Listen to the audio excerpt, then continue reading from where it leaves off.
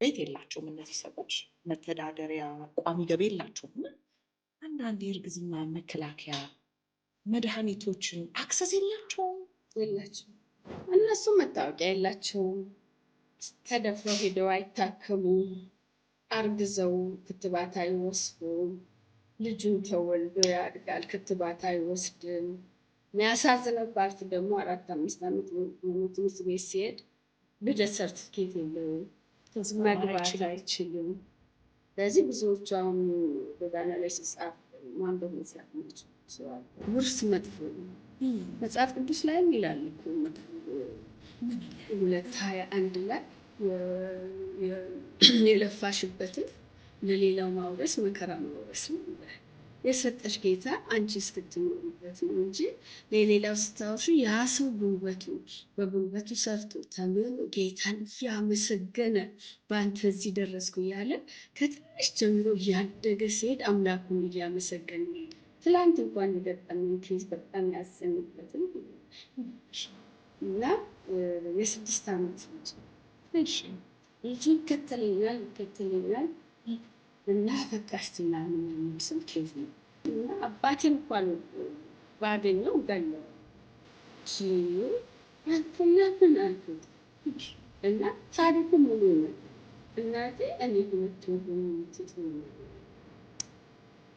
ከዛ ሳድግ በ4 ዓመቴ የት እንደሚኖር አወቀችው እና እሱ ያለበት ቤት እኔ ልታስተዋውቀኝ እና በሩን አንኳኩቷል። ልክ ሲከፍት አባቴ ነው ይኩን አባት ስትለኝ ዝግት አድርጎ እናቴ እግሯን በሩ ቆርጧል።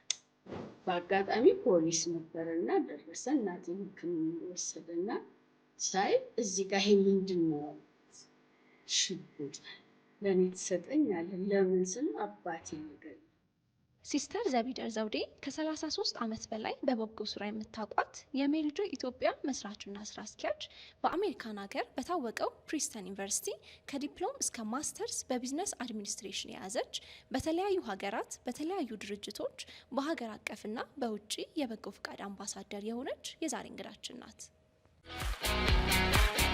በአይነቱ ለየት ያለው ሀጊ የውበት ማሰልጠኛ ተከፈተ። በብቁ ባለሙያዎች የሚሰጠው የሜካፕ ስራ እንዲሁም በጥፍር ስራ፣ በሜኒኪዩር እና በፔዲኪዩር አይላሽና ታቱ፣ የቅንድብም የእጅም፣ በሴቶችም በወንዶችም የፀጉር ስራ ስልጠና እንሰጣለን። በተጨማሪም የስፔሻል ኢፌክት ስልጠና እንሰጣለን። አድራሻ ጦር ኃይሎች ከኩዊን ሱፐርማርኬት ፊት ለፊት መላኩ ህንፃ 2ኛ ፎቅ ሀጌ የውበት ማሰልጠኛ ተቋም። ሰላም፣ እንዴት ናችሁ ወዳጆቼ? ዛሬ የሚገርም ነገር ልነግራችሁ ነው የመጣችሁት። ከምወዳት ከማከብራት ለስንቶች ሳይኮሎጂካሊ በጣም የስነ ልቦና ችግር የደረሰባቸውን ወጣቶች ህይወት የቀየረች ከ10 ዓመት በላይ ትዕግስት ዋልታ ንጉስ ጋር በጣም ጥሩ ጊዜ አሳልፈናል። መቼም እሷም ታውቀዋለች። በጣም ለሰው ሁሉ ነገር የማላውቀውን ነገር አስወጥታኛለች። እንደው ባካችሁ ተከታተሉን አደራ ላለሁኝ። ይህንን ደግሞ ሳብስክራይብ አድርጉ። ዩቲዩብንም ቲክቶክ ላይም አለች ትዕግስት ዋልታ ንጉስ። ለእኔ ለእናታችሁ ስትሉ ሳብስክራይብ አድርጉ፣ እንዳያመልጣችሁ። አዳምጡት፣ ትማሩበታላችሁ። አብረን በጋራ ኢትዮጵያን ከፍ እናርጋት። ኑሩልኝ። የኢትዮጵያ አምላክ ይጠብቃችሁ። ሲስተርዬ እንኳን ደህና መጣሽ። እንኳን ደህና ቆየሽኝ። በጣም ነው ክብር የሚሰማኝ።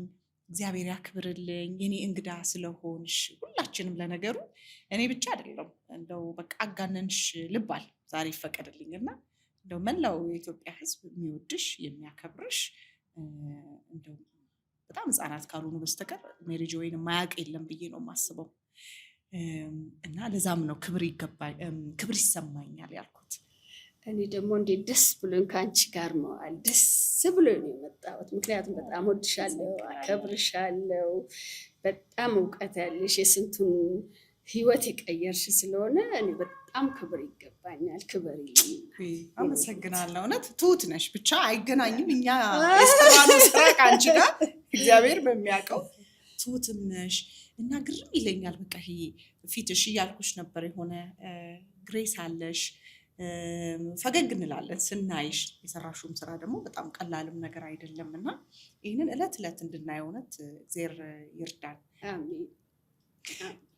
አሁን ሲስተር ዘቢደርን ስናስብ በጣም በቃ ሁልጊዜ ሜሪ ጆይ፣ ልጆች፣ ህፃናት፣ ሴቶች፣ ወጣቶች፣ ትግልሽ፣ ጩኸትሽ፣ አድቮኬት የምታደርጊው ነገር እሱ ነው የሚመጣለን እና ይህንን ፕሮግራም ስናዘጋጅ ሲስተር ዘቢደር በጣም ብዙ በጎ አድራጎት ስራ ሰርታለች። ግን ይሄ ሁሉ ስትሰራ ደግሞ ከጀርባዋ የሆነ ሰው አለ፣ ቤተሰብ አላት፣ ትዳር አላት እና ሁሌም ደግሞ የምንጠይቅሽ በቃ ልጆቹ ጉዳይ፣ የእርዳታው ጉዳይ እንዴት ሆነ፣ ሜሪጆ የተስፋፋው እያለን ነው የምንጠይቅሽ። ዛሬ ግን እንደው ይፈቀድ እሺ፣ እዚች በጣም የምንወዳት ሴት ጀርባ ስላለ ትዳር አጋር ስለ እንግዲህ ጋሽ ታደለ በጣምም አይደለም ግን አንቺ በፈቀድሽው መጠን እንድናወራ ፈለግኩና ስሰማ በየሶስት ቀኑ ትወጫለሽ አሉ ከሀገር ከከተማ ከሀገርም የምትወጭባቸው ሁኔታዎች አሉ እና አሰብኩት ጋሽ ታደለ እንዴት ነው የፈቀደው? ከሱ ልጀምር።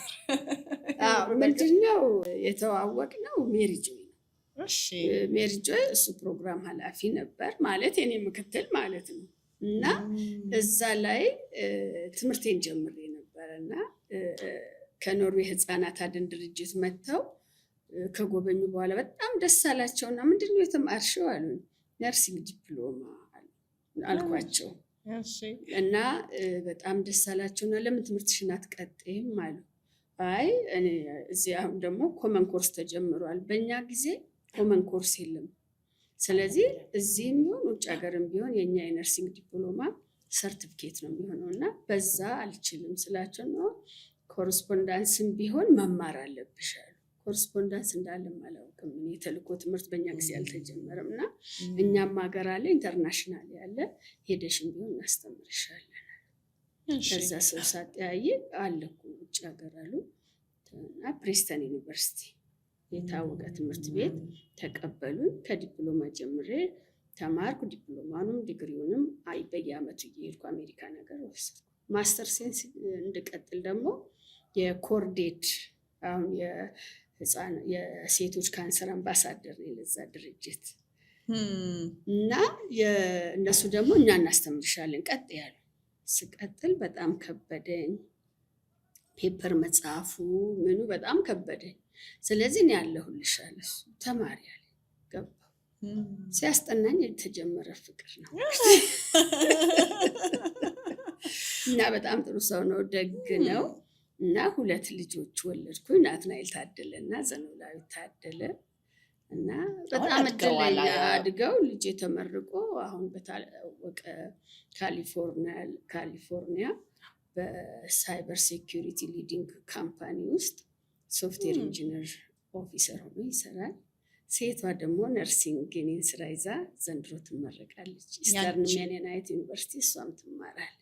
ያንቺን ተከተለች፣ የኔን ተከተለች። በዚህ አጋጣሚ የማመሰግናቸው ልጆቼ እኔ እንዲህ ስለፋ እስቲ አንቺ ሁሌ ፊልድ ነሽኝ ልጆች እኛ ደግሞ ቲኬር እናርጋቸው ብለው አሜሪካ ነገር ወስደው 4 ሰዎች ስፖንሰር አድርገው ያስተማሩልኝ እነሱ ናቸው። በዚህ አጋጣሚ አመሰግናቸዋለሁ። በጣም በጣም በቃ ደስ ሲል አይተሽዋል። እንግዲህ የዚህ ሁሉ ሰው ምርቃት፣ በጣም የዚህ ሁሉ በጎ ሀሳብ በጣም አይ ቲንክ ልጆችሽ ላይ ያየሽው ነው ብዬ አስባለሁ። ሰምቻለሁም እንደው አንቺም አውቃለሁ ሀምብል ሆነሽ ብዙ ስለማታወሪ ነው እንጂ ከጀርባ ወዳጆችሽ በጣም በጣም ጥሩ ነገሮች ነግረውኛል። በጣም ደስ ይላል። ደስ የሚል ነው አጀማመሩ። እንግዲህ ያ ማስተርስሽ ላይ እጅ ያለበት የጋሽ ታደለ ማለት ነው። አሁን እንግዲህ ትዳር ተመሰረተ፣ ኑሮ ተጀመረ። ይህንን የምልሽ ለምንድን ነው ልክ እንዳንቺ በጣም የሚለፉ የሚተጉ ብዙ ሴቶች አሉ። በጣም አይደለ ስራው የሚፈልጋቸውና ስሰማ ደግሞ በየ3 ቀኑ ነው አንቺ የምትወጪው እና ኑሮ ከተጀመረ ትዳሩ እንዴት 26 ዓመታችን 26 ዓመታችሁ ከተጋባችሁ ልጃችን 24 ዓመቱን ጨርሶ ወደ 25 ተሻግሯል። ለምን መሰለሽ ትዳር ብትነግሪን እንደ ማስተማሪያ። ትዳር እንደሚታወቀው ከተለያየ ኢንቫይሮንመንት የተለያየ ቤት አድገሽ ነው አንድ ቤት የምትኖሪው። ልክ ነው። በጣም ከባድ ነው። እኔ ያደኩበት አስተዳደግ፣ እሱ ያደገበት አስተዳደግ ከባድ ነው። ነገር ግን ምንድነው ራዕይ ሲኖርሽ ሚዛን ላይ ታስቀምጨዋለሽ። የትኛው ነው የሚያነሳው ትይና ያለውን በእኔም በኩል ያለውን ደካማ ጎን እንዳይነካብኝ እሱም ጋር ያለውን ደካማ ጎን ላለመንካት በጥንቃቄ ነው የኖርኩት። እንደ ሴቱ የት ነህ የታመሸ እንዲህ ነህ እኔ የት ነኝ ቤት ውስጥ ሳልኖር እንደገና መጥቼ እሱ የሚቆጣጠረው። ስለዚህ በጣም በመከባበር ነው የኖርነው እና ራዕይን በጣም ሼር አድርገዋል። መጀመሪያም ገና ስንጋባ የኔን ራዕይ ሼር ታደርጋለሁ ወይ? የመጀመሪያውን ያጣሁት የትዳር ጓደኛዬም በሜሪጆይ ራዕይ ነው ስላልደገፈኝ ሁሌ መብረር ስለሆነ ቤት ውስጥ ካልሆንሽ እንዴት አብረን እንኖራለን አልፈልግም ብሎ ነው ያቆመው። በጣም የምንዋደድ ስለዚህ ግዴ ለምወደው ስራ ነው አለ። በጣም ረዳኝ። ትምህርቴንም ማስተርሴንም በደንብ ረዳኝ። ከሱም አልፎ ደግሞ ብዙ ጊዜ የምታየው ነገር ያስጨንቅሻል እና የኔ ልጆች 2 ናቸው። እነሱም ያለፉበት እኛም ጌታ የሰጠን ቤት እነሱም ጥሩ ትምህርት ቤት እያስተማሩ ስኩል ኦፍ ቱሞሮ ነው የሚማሩት እና እዛ እየተማሩ እንደገና እዚህ ጋር ደግሞ ትምህርት ቤት መሄድ ያቃተው ልጅ ስንት እያለ ይሄ ቤት እንደው ተሽጦ ለልጆቹ ቢሆን ለነኛ ልጆች ቢሆን የሚል አይዲያ መጣው አንድ ቀን ብድግ ብዬ። እሺ። እና ይሄን ሼር ሳደርገው መጀመሪያ እንዴት አሰብሽው? ልጆቹስ ብዙ ነገር አለ ከጀርባችን አለ እና ቆያልና አሰበበትና ነው ትክክለኛ ሀሳብ ነው። እግዚአብሔር እኮ ለኛም ልጆች ያዘጋጃል አለ። እኔም ይሄንን ነው ያልኩት አለ። በቃ በጸሎት ኃይል ፈረመልኝ። ልጆቹን አሳምኛቸዋለሁ። መጀመሪያው እንደው ምን አሉሽ? ማለት ይሄ አልተለመደም። ቤተሰብ ውርስ አሁን ቤታችሁን ነው ለልጆች አሳልፋችሁ የሰጣችሁት ለምታሳድጊያቸው ልጆች። እስካለን በነፃ ጌታ ፈቅዶልን እየኖርን ነው። ልጆቹ ትምህርታቸውን ደህና ትምህርት ቤት ሄደዋል። ራሳቸውን ይቻሉ። እኔ ቀድሜ ከሞትኩ እሱ ይሰጣል፣ እሱ ቀድሞ ከሞተን ይሰጣል። ያው ሞትን ሰው ይፈራል። ስንፈጠር እኮ ልንሞት ነው። ሐውልት እዚህ ምድር ላይ አለ። መሞትሽን ካወቅሽ ሁሉ ነገር የከንቱ ከንቱ ነው። ስለዚህ ጌታችን ለኛ ማንንና እኛ የኔ ጓደኞች ብለሽ ስታይ፣ ጎረቤትሽን ስታይ እኛን እግዚአብሔር አክብሮን ያን የሰጠንን ደግሞ የእሱን ሀብት እኛ ለተቸገረው ሰው መስጠት አለብን በሚል ነው። ልጆችንም እኔ በዛ መልኩ ነው የቀረስኩትና እንዲያውም ወንድ ልጅ የምናለኝ እስክትሞቱ ለምን ትጠብቃላችሁ? እኛ ጥሩ ስራ እኮ ከያዘን እናንተ ትንሽ ቤት እንገዛለን፣ ቤቱን እያለሽ ዶኔት አድርጋችሁ ብትሞቱ ደስ አይልሽም? ማለት አትጠብቁ እስክትሞቱ፣ ይሄን ነገር ብታዩ ደስ ይለኛል አለ። ሼፕ አድርገን ያሳደግናቸው ከአንድ ሻንጣ በላይ ልብስ አይዙ። የሚገርምሽ ዛሬም ነው ይሄ አላቸው መኝታ ቤታቸው። ሻንጣ ስትሞላ ያጠራቅሙና ዶኔት ያደርጋሉ። ጫማም ሲገዛ ሌላውን ዶኔት ያደርጋሉ። አሁን ዩኒቨርሲቲ ውስጥም እንደዛ ነው እየሰሩ ያደጉት። አሁን ቤቱ ቦክስ አስቀምጧል፣ ሲተርፍ እዚያ ያስቀምጣል። ልጆችን እኮ ኮትኩተን እንዳሳደግናቸው ነው። እኔን የሰራችኝ እኮ እናቴ ናት። እናቴ ውሻ ድመት ሳይቀር ታርሳለች። እና ስታሳድገን በተለይ አምስተኛ ልጅ ላይ ያው የደርግ ለውጥ መጣ፣ ብዙ ነገር እየተቸገርን መጣን። እና ከዛ በኋላ ግን እናቴ ምን ትላለች? እስቲ ለእናንተ ባንክ ላስቀምጥ ትላለች። ያኔ አይገባ ነው ከአፋችን የነጠቀች አንዲት ውሻ እኮ ጓሮ ወልዳለች፣ ቆይ ብላ ሮጣ ሄዳ ሰታ ትመጣለች። ምን እኛ ሳንበላ ለእነሱ ትሰጫለች ስን ባንክ ላይ ቤት እያስቀመጥኩ እኛ ስንሞት ትመነዝሩታላችሁ ትላለች። እውነትም ዛሬ መነዘር ነው። 5ታችን በጥሩ ሁኔታ ነው ያለ ነው። እሷም እንደው ቀና ብላ ብታይ ዛሬ የምንኖረውን ኑሮ ጥሩ ነበር። እና ወደፊት ደግሞ አሁን እዛኛ ጨንቻ ስናድግ ገጠር ነው። በዛን ጊዜ እኛ 8ኛ ክፍል እኔ እስክደርስ ድረስ መብራት የለም። ወፍጮ ቤት ታድሮ ነው የሚፈጨው። ውሃ ከጉድጓድ ነው የምንቀዳው። ለከሌ እናት ውሃ ቀዳችሁ፣ ለከሌ እናት ወፍጮ ቤት ስትሄዱ ይዛችሁ ሄዳችሁ፣ ምርቃቱ እኮ ሰማይ ቤት ይሄዳል ይጠብቃችኋል ነገ ትላለች። እንዲህ አርጋ አሳድጋን ዛሬ 5ታችንም የየራሳችን የደግነት ስራ አለ። እና ልጅን ከስር ኮትኩቶ ማሳደግ ያስፈልጋል። እና እኔ የእናቴን ነው አሁን አክት የማደርገው፣ የእሷ ደግነት መንፈሷ አለ እናቴ እላለሁ። ስለዚህ ልጆችም እላቸዋለሁ እማ ድሮ እንድትሉ ፈልጋለሁ። ሁሌ ይሉኛል እማዬን ሁሌ ትጠሪያለሽ እማ ይሉኛል። እናንተም እኔ ስሞት እንድትጠሩ ፈልጋለሁ። ደግነትን ይዛችሁ ማደግ አለባችሁ። በሃይማኖታችሁ ፈሪሃ እግዚአብሔር ሊኖራችሁ ይገባል።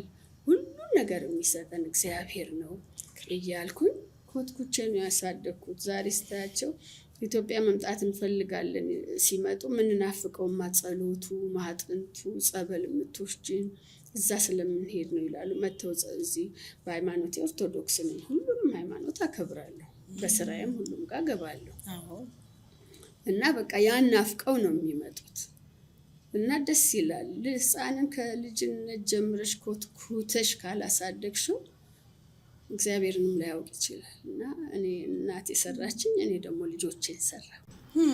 ለዚህ ነው ሲያድጉ በ2000 ዓመተ ምህረት ነው የተፈራረምነው ቤቱን።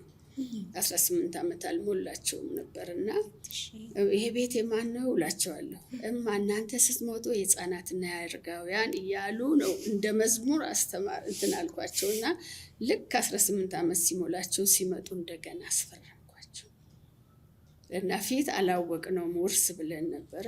የስጦታ ውል ወደፊት እንኳን እንዳያፈናቅሉት የስጦታ ውል ብለን ደግሞ ተፈራረምን። ረማኛ ባታስፈሪ ምንም አንፈልገውም፣ የጌታ ቤት ለጌታ እንሰጣለን ብላችኋል፣ ለእግዚአብሔር ስጡ በቃ እንፈርማለን ብለው ፈርመውን ሄዱት። 18 ዓመት ሲሞላቸው ከተፈራረምን በኋላ ይሄ ቤት የማን ነው ስንል ከት ብሎ ሳቁ። አሁን እኮ ህፃን አይደለም ድሮ እኮ ብለሻል፣ አሁን የህፃናት እና የአረጋውያኑ ቤት ነው፣ በቃ ችግር የለውም እኛ አንፈልገውም ማለት። አሁን እንደሱ ስታወሪ አሁን አሉ ደግሞ ልጆች የወላጆቻቸውን ንብረት የሚጠብቁ ምንም ነገር ማድረግ የማይፈልጉ ደግሞ እያደረጉም ደግሞ የሌሉ ታውቂያቸዋለሽ። ለሱ ብዬ ለምን መሰለሽ ራያቸው አጭር ይሆናል። አሁን በቃ ይሄ ኢቭን የእንደኛ አይነቱ አንድ ቤት ያለው አይደል ንብረት ያለው ዛሬ ልጆቹ የት ናቸው? ያንን ገና እስኪሞቱ ብለው እዚህ ጋር ልጆቹ አዲክትድ ናቸው፣ አይሰሩም። አሜሪካን ሀገር ተምረው መጥተው እዚህ ሀገር ናቸው ንብረት እየጠበቁ። እንደገና የቤተሰብ ፍቅር የስንቱ ቤት ውርስ መጥፎ ነው። መጽሐፍ ቅዱስ ላይም ይላል እኮ መክብብ 2:21 ላይ የለፋሽበትን ለሌላው ማውረስ መከራ ማውረስ ነው ይላል።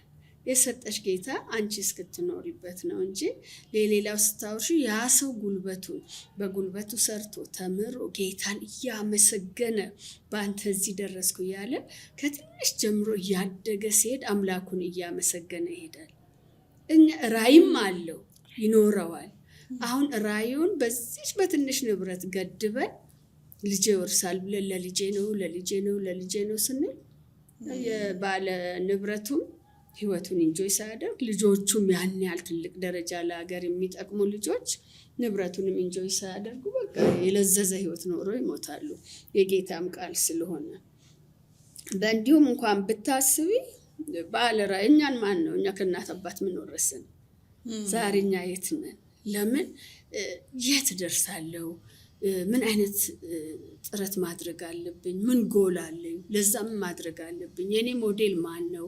እንደው እሷ መሆን ትዕግስቴ መሆን ፈልጋለሁ። እንዴት ነው እሷ እዚህ የደረሰችው ብዬ ጥረት ማድረግ አለብኝ። ካልሆነ ወጣው ገባው ብፌ ይጠብቀኛል፣ መኪናው ደጅ ቆመዋል ምናምን። ይሄ ህይወት ራሱ የለዘዘ ነው እና ያስቸግራል። አሁን የኔ ልጆች ጋር የሚማሩ ኢስተርን መኒናይት ልጆች ነበሩ፣ የሀብታም ልጆች ምናምን እና በጣም የሚገርምሽ ልጆች አትክልተኝነት ሰርተዋል፣ ላይብረሪ ውስጥ ጽዳት ሰርተዋል፣ ስቲል ትሰራለች። አዎ ሌሎቹ ግን አይሰሩም። እዛ ሄደው ተማሪ ሆነሽ መስራት አለብሽ ለአንዳንድ ከበርሽ። ግን እነኛ የሀብታም ልጆች ይገርምሻል አይሰሩም። $2,000 ከዚህ ሄድላቸዋል። በጣም የተወሰኑትን ተማሪዎቹን ለማነጋገር ጥረት አድርጌ ነበር። ወደ ሱስ ገብተዋል። አንዳንዶቹ ትምህርቱንም ትተው ሄዱ።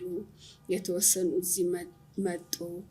ግን አስቢ እንደኛ አይነት ልጆች የሄዱ ደግሞ ታግለው ራሳቸውን አሸንፈው ዛሬ የት ናቸው?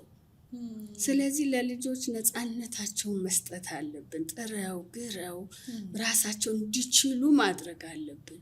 የተገኘውን ስራ መስራት እንዲችሉ ማድረግ አለብን እና ይሄ ሾርት ካቱ ብዙ አያዋጣንም። ጌታም ደስ አይለውም እኮ መቼም የፈለገው ይሁን ፈጣሪ አለ፣ አምላክ አለን የምናመልከው። መቼም ከሌላ እንትን አልመጣንም። ስለዚህ ያመለከን አምላክ ጥረ ግረ ብላ ብሏል መጽሐፍ ቅዱስ ላይ። ስለዚህ ልጄ ጥሮ ግሮ እንዲበላ ያስፈልጋል ማለት ወላጅ አለበት። ችግሩ ምንድነው? የዘንድሮ በተለይ ልጆችን እናመልካለን። አንዳንዴ ግራ ይገባኛል እና በጌታና በቤተሰቡ መሀል ጣዖት አለ። ያ ጣዖት ልጅ ነው። ልጁም ተደስቶ እንዳይኖር እነሱም ተደስቶ እንዳይኖሩ ከልጃቸው ስርስር ሲከተሉ ህይወትን ሳያጣጥሙ የሚሞቱ እናቶች አሉ በጭንቀት። ዘመኑም የጭንቀት ዘመን ነውና ለጌታም በደንብ ስላልተገዛን እና ይሄ ነው እንጂ ብዙ ዜጋ ማፍራት እንችል ነበር።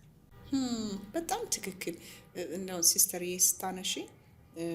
አንዳንድ ትምህርት ቤቶች ላይ የምናያለን ልጆቹ ገና 17 18 ሆኗቸው ትልልቅ ውድ መኪና፣ እንዲሁ ዝም ብሎ መኪና አይደለም፣ እኛ የምንላቸው አይነት መኪና አይደለም፣ ከዛ በላይ በጣም ውድ መኪና። በቀደም ልጄ ቲክቶክ ላይ አንድ ቪዲዮ እያሳየችኝ ነበርና ልጆቹ የሆነ በዓል እያከበሩ መኪና ይዘው መጥተው እንደዚህ በቃ ሰርክል እየሰሩ ይነዳሉ። እና ምንድነው ስላት መኪና ይዘው መጥተው ነው አለች። በጣም ትልልቅ መኪና፣ እውነት አሁን ስሙን ብነግርሽ ደስ ይለኛል፣ ግን ስሙን ራሱ አላውቀውም። በጣም ትልልቅ እንደሆነ ውድ እንደሆነ ያስታውቃል። እና አንቺ ደግሞ ያለፍሽበት ነው፣ ልጅ አሳድገሻል። አሁን ልጅ ያሳደጉ ሰዎችን መስማት ያለብን ጊዜ ነው ብዬ አምናለሁኝ በጣም። እና እንደው ምን ትያለሽ ለነዚህ ወላጆች? ወደ በኋላ በእርግጥ እናነሳዋለን፣ ጎዳና ስለሚወጡ የሀብታም ልጆች እናነሳለን። የድሃ ልጅ ብቻ አይደለም፣ የሀብታም ልጅም ጎዳና እንደሚወጣ እያወራን ነበረ፣ እናነሳዋለን። ግን እንደው ምን ትያለሽ? እንዲህ ቶሎ ብለው ንብረት፣ ገንዘብ፣ ይሄ ቤት ያንተ ነው፣ ግራጁዌሽን ከኬጂ ለተመረቀች ህፃን የሚደግሱት ድግስ ስጦታ ካለ ሄዳለሁ ያለው ሂጄ ከሚሰጡም ከሆነ ለሜሪ ጆይ ከድግሱ ላይ ከምደግሱት ላይ ስጡ ስለምንል ይሄድና አይና ክርም ይለኛል። ምን እየተደረገ ነው ትያለሽ? ያለው እስኪ ያለው ለኬጂ ግራጁዌት ላደረገ 12ኛ ክፍል ዛሬ ድግሱ የት ነው? ሸራተን ነው፣ ስካይላይት ነው። እና ልጄ ስትመጣ 12ኛ ክፍል ጨርሳ ጋውኗን ይዛ መታ ተሳቃ ይህን ልክላታለሁ ኢንተርቪው ላመሰግናት ስለምፈልግ እና እማ ምናልባት የምትደግሺ ከሆነ እኮ የምትደግሱልኝ ከሆነ ጋውኔን ይዣለሁ አለች። ከላት 12ኛ ክፍል አልኳት። እማኪ አልጨረሽም እኮ ትምህርቱን ለምንድን ነው 12ኛ ክፍል መደገስልሽ? እኔ ስለዚህ ከደገሽም ደግሞ አረጋዊ ነገ ወስድሽና ነገ ከዩኒቨርሲቲ ስትመረቂ በጥሩ ውጤት እንድትወጪ አስመርቅሻለሁ እንጂ እኔ አልደገስም፣ በጣም ይቅርታ አድርጊልኝ፣ አላደርገውም አልኳት። እሺ እማኔ እኮ እንዲሁ ከፈለግሽ እንደ እናት ብዬ ነው አለች። አልፈልገውም አልኳት። ዝም አለች። እሺ ከዛ ቲክቶክ ላይ መታ እማየሽ አይደል ድግስ ብላ በሬዎች 2 በሬዎች ተገዝተው ድግስ። ይኸውልሽ እኮ ጓደኛዋን ስሟን በጠራ ታውቀዋለች፣ አልጠራም። ይኸውልሽ የእሷ ድግስ የ12ኛ ክፍል እንዴት እንደተደገሰ እኔ ፈልጌው አይደለም፣ ነገር ግን እንዳልሽው ቢሆን ደስ ይል ነበር ብላ አሳየች። ይሄ ምንድነው? እኔ እችን ሼፕ አፕ አድርጌ ስላሳደግኳት ነው። ሌላው ቢሆን እኮ እናቱን ይጠላል። ዛሬ ያንን መደገስ የማይችሉ ዛሬ ደግሞ ቲክቶክ ላይ ነው ሁሉም ነገር ፖስት የሚደረገው፣ ድግሱም ሽምግልናውም ምኑም። በእውነት ነው የምልሽ ዛሬ ወይኔ ጌታ ሆይ ቶሎና አይበቃንም እላለሁ። በእውነት ነው የምልሽ።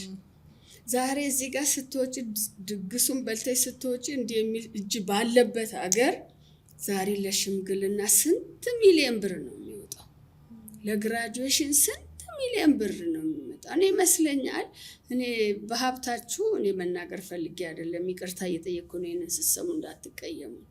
ነገር ግን አንዳንዴ እኔ ባዶነት እየተሰማን ይሆን ይህንን ብር ወይ ብሩን ለፍተን አላገኘ ነው ይሆን እላለሁ። እውነቴን ነው የምልሽ።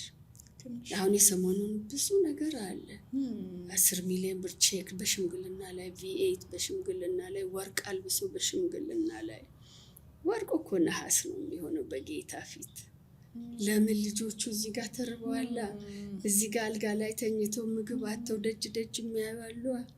ፍትህ አጥተው እስር ቤት ያሉ ብዙዎች አሉ። ማንም አይጠይቃቸው። ስለዚህ ጌታችን ያስተማረን ወንጌሉን የተማርነው እኔ ተምሬ ያደግኩትን ነው። በእኛ ዘመን እኮ የተማረ ጠይቁ፣ የታመመ ጠይቁ፣ ጌታ ደስ ይለዋል የተባልን ነው። እኔ ዛሬ ደሃ ጋር ስውል ወይም ጌታ ፈገግ ይላል እኮ እላለሁ፣ ይላልም ደግሞ። ስለዚህ ለምን ለምድሪቱ መቅሰፍት እንጠራለን? በዚህ እንዲህ ዛሬ ሂጂ እስቲ ወደ አማራ ክልል ሂጂ፣ ወደ ትግራይ ያለው ችግር ያለው ጎዳና ላይ የተፈናቀለው እዚህ ደብረ ብርሃን ቅርብ ሂጂ፣ የተፈናቀሉት ልጆች ትዳራችን እንዲባረክ የተባረከ ልጅ እንዲሰጠን እግዚአብሔር እንድናገለግል እኮ እነኚህን ሰዎች ጠይቀን እነኚህን ሙሽሮች እዛ ሄደን ብናስመርቀው እኮ ጌታ ደስ ይለዋል፣ ይባረካሉ፣ የተባረከ ልጅ ይወልዳሉ። የሚገርምሽ እንዲህ አይነት ትዳሮች ደግሞ በአመት እኮ የሉ፣ ተፋተዋል። ምኞቴ አይደለም ማውቃቸው ብዙ ነገሮች ስላሉ ነው። እና የሆነው ጋር መስመር ስተናል አይመስልሽም? ይሰማኛል። እኔም በጣም ይሰማኛል። አንዳንዴ በጣም ይከብዳል። በሚበላና በማይበላ ሰዎች መካከል ውስጥ ነው እየኖርን ያለ ነው እና እንዳልሹ ልዩነቱ ሰፋ፣ ጫፍና ጫፍ ሆነ። ለዛም ነው አንቺንም ያሳሰበሽ። ምክንያቱም ከችግረኞች ጋር ነው የምትውይው አንቺ። ጫፍና ጫፍ በጣም ሆነ። ድግስ ይበሳል። አሁን በሽምግልናው በዩ፣ በትምህርት ቤት ግራጁዌሽን በዩ ድግስ ይበሳል። ደግሞ ዞር በዩ ወደ መንግስት ቤት ሁሉም ጋር እኮ ነው። እኔ በድግስ የተለከፍን ይመስለኛል። በእውነት የሆነ ድግስ እንወዳለን። እውነትሽን ነው። በቃ በአጋጣሚ ስለምንጠራ ነው የምነግርሽ። በቃ ድግስ ተሰልፎ መቁረጥ፣ መብላት፣ መጨፈር። ዛሬ እሱ ዘመን ላይ አልደረስም። ድሮ በኛ ጊዜ ቢሆን ምናልባት ትክክል ይሆን። ዛሬ አልደረስም። ለመሰለሽ ብዙዎች ተርበዋል። ብዙዎች ትምህርት ቤት መሄድ አቅቷቸዋል። ብዙዎች መከራ ላይ ናቸው። የእነሱ መከራ የኔ መከራ ነው። ሰው ከሆንኩ እንደ ሰው ተፈጥሬያለሁ፣ አምላኬ ፈጥሮኛል ካል የእነሱ መከራ የኔ መከራ ነው። አንዳንዴ ጥግብ ቤት ስበላሉ ወይኔ እላለሁ። ምክንያቱም ከኋላ የተራበ ወገን አለኛ። የግድ እኮ አንድ አንጀት መተኛት የለብንም። ጌታ እኮ ሰው አድርጎ ፈጠረን፣ የእሱ ዝርያዎች እኮ ነው። ስለዚህ የኔ ወንድም የኔ እህት ሳሙኤል በቃ የሚበላው አቶ ወድቋል። ልክ ነው። እና እኔ እዚህ ጋር ጠግቤ ብለሽ ከተሰማን ሰው መሆን አለብን። እና አንዳንዴ የሰው የጌታ ክብር መገለጫ ነን እላለሁ። እኔ መጋቢ ሐዲስ እሸቱን በጣም ወዳቸዋለሁ። እና አንዴ ቁጭ በዩቲዩብ ስሰማቸው ኢትዮጵያ ውስጥ አሉ የጌታ የክብሩ መገለጫ ሲሆን ያነሰ መጥቷል። አሁን ለምሳሌ ሴጣን እረፍት ልወጣ ነው ማንን ወክዬ ልውጣ ቢል እኔ ብሎ ረጅም ሰልፍ ነው የሚኖረው ብለዋል። ምክንያቱም ስራችን የምንሰራው ስራ ጌታ መጽሐፍ ቅዱስ ላይ ያለውን ነው ወይስ እዚህ ጋር የዲያብሎስን ስራ ነው ያለሽ? ስለዚህ ብዙዎቻችን ከመስመር የወጣን ሰዎች አትሊስት አንዳንድ ምሽት ቤት እንደው ዩቲዩብ ላይ ነው ሂጅም አይችም አላውቅም፣ ግን እኔ ባዶነት የሚሰማው ሰው ብዙ ያለ ይመስለኛል። ተነስቶ ብር የሚረጫውን ብር አትሊስት ለብሩ ክብር መሰጠት አለበት። በክብር ሄዶ ለምን 1 ሚሊዮን አይሆንም? እንደው በክብር ቢሸልማት፣ በቼክ አድርጎ ዘፋኖቹን ቢሸልም። እንዲህ ድሃውን ለማጓጓት ነው? ከየት የመጣ ባህል ነው? እኔ ውጮች እኮ ዌስተርን ይስቁብናል እኮ በእኛ በጥቁሮች። በእውነት ፈረንጆቹ ዲስፕሊን ናቸው አያደርጉ። ስለዚህ አንዳንዶቻችን እኔ አስተዳደግ ይሁን መንፈስ በዩ ብቻ መስመር ሰዓትን ኢትዮጵያውያንን የተወሰን ነው። የተወሰኑ ደግሞ በጣም ፈሪሃ እግዚአብሔር ያለባቸው የእግዚአብሔር መገለጫ ሰዎች አሉን በጣም ግን። አሁን ግን የቲክቶክ ላይ ልጆቻችን እያዩ የሚያድጉት ግን የሰው ስራ ስላልሆነ ብዙ ዜጋ እንዳይበላሽ ፍራቸዋል። በጣም ነው የሚያስፈራውና እንዳልሹ በጣም ነው የሚያሰጋው። እንደው በዚሁ ባነሳልሽ ደስ የሚለኝ ጥያቄ አለ። አሁን እንዳልሹ ሌላው እየተራበ ሌላው እየታረዘ እኛ በጣም በጣም ደግሞ ተረጋግተን ምንም እንዳልተፈጠረ የሆነች ሌላ ሀገር እስክትመስል ድረስ ተረጋግተን ደግሞ እየኖርን ያለን ሰዎች አለን እና ምናልባት ይሄ እኔ ውጤት ነው ብዬ አምናለሁ። ውጤቱ የመጣው እንደው ሲስተርዬ አለመለማመድ ይሆን? ከታች ከልጅነት ጀምሮ መስጠት፣ መራራት፣ ማብላት፣ ማጠጣት፣ ሼር ማድረግ ከምሳቃ ጀምሮ ልጆቹ ለብቻ ነው ማለት የሌላ ልጅ ምሳቃ አንድ ልጅ መጥቶ የሌላውን ከነካ በቃ እኮ እንደ ትልቅ ስህተትና ቅጣትም ነው የሚቆጠረውና ከዛ አይመስልሽም ወይ? ምናልባት አንቺም ልጆችሽን ያለማመድሽው ነገር ካለ ከልጅነት ጀምሮ አሁን ቆንጆ አንስተሽልኛል። የጫማው የልብሱ ሄዶ የመመገብም ሊሆን ይችላል። ምን ሰራሽባቸው? ምን ዘራሽባቸው? የሆነ ነገርም ደግሞ ብዘሪባቸው ነው ቤትን ያክል ነገር ለህፃናትና አረጋውያን ስትየራ በቃ እማ ችግር የለም ብለው የተቀበሉትና የቱ ጋ ነው ይህንን ልምምድስ ማምጣት ያለብን? አዎ እኛ አሁን አብረን ነው የምንበላው። እሺ ስትበሉ ገበታ ጉርሻ እናቴ ምን ትላለች? ሰውን ማጉረስ እንዲህ እኔ ይቅርብኝ አንተ ብላልኝ ብለሽ ፍቅርሽን ነው የምትገልጪው። ይቅርብኝ እኔ እና ጉርሻ በጣም ለምደን ነው ያደግነው እና ሁላችንም አጉራሽ ነን። ልጆችም እንደዛ ነው። ሲመጡ ማጉርሻሽ ናፍቆን ነው የመጣ ነው ይላሉ። እነሱ ጋር ስንሄድ ማጉርሽና ይላሉ።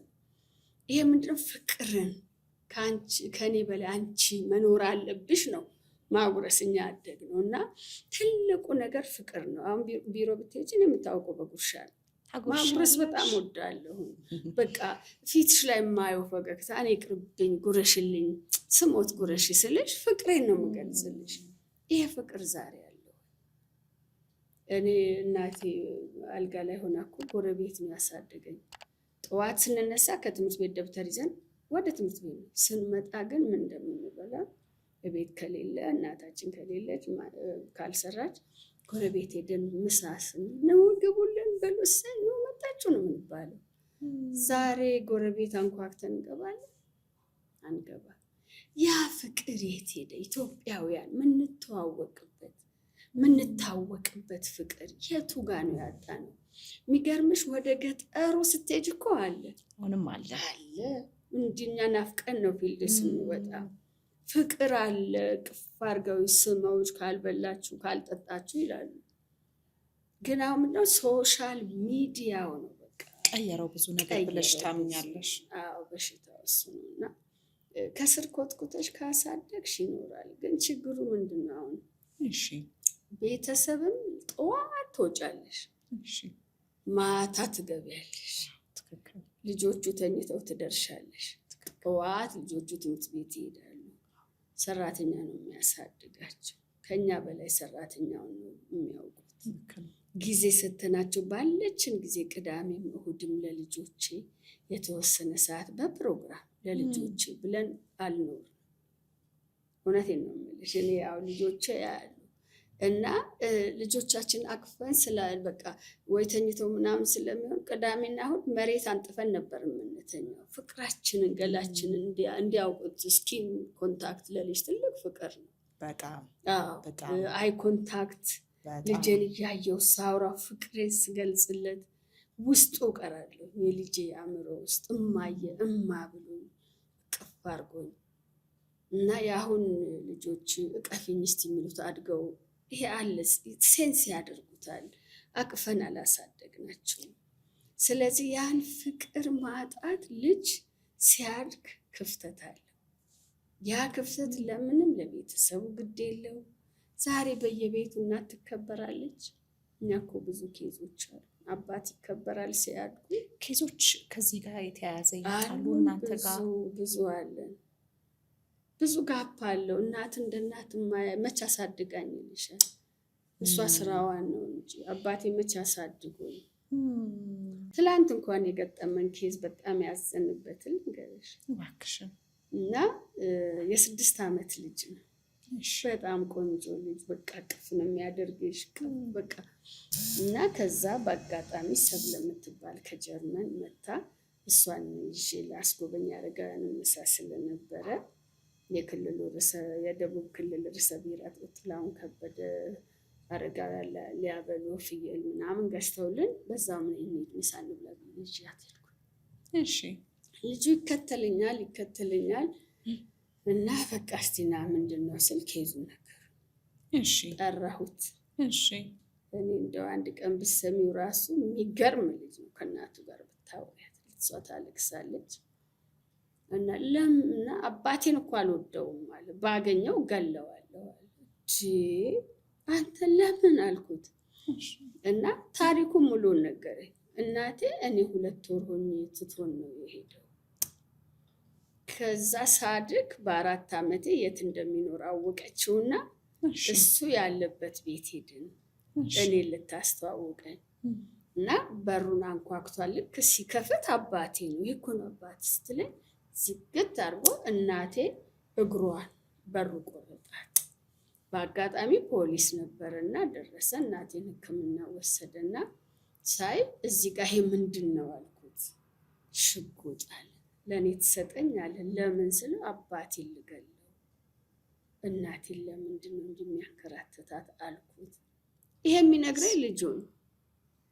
ስለዚህ አባቴን አልወድም፣ ባገኘውም ላየው አልፈልግም ማለት ነው።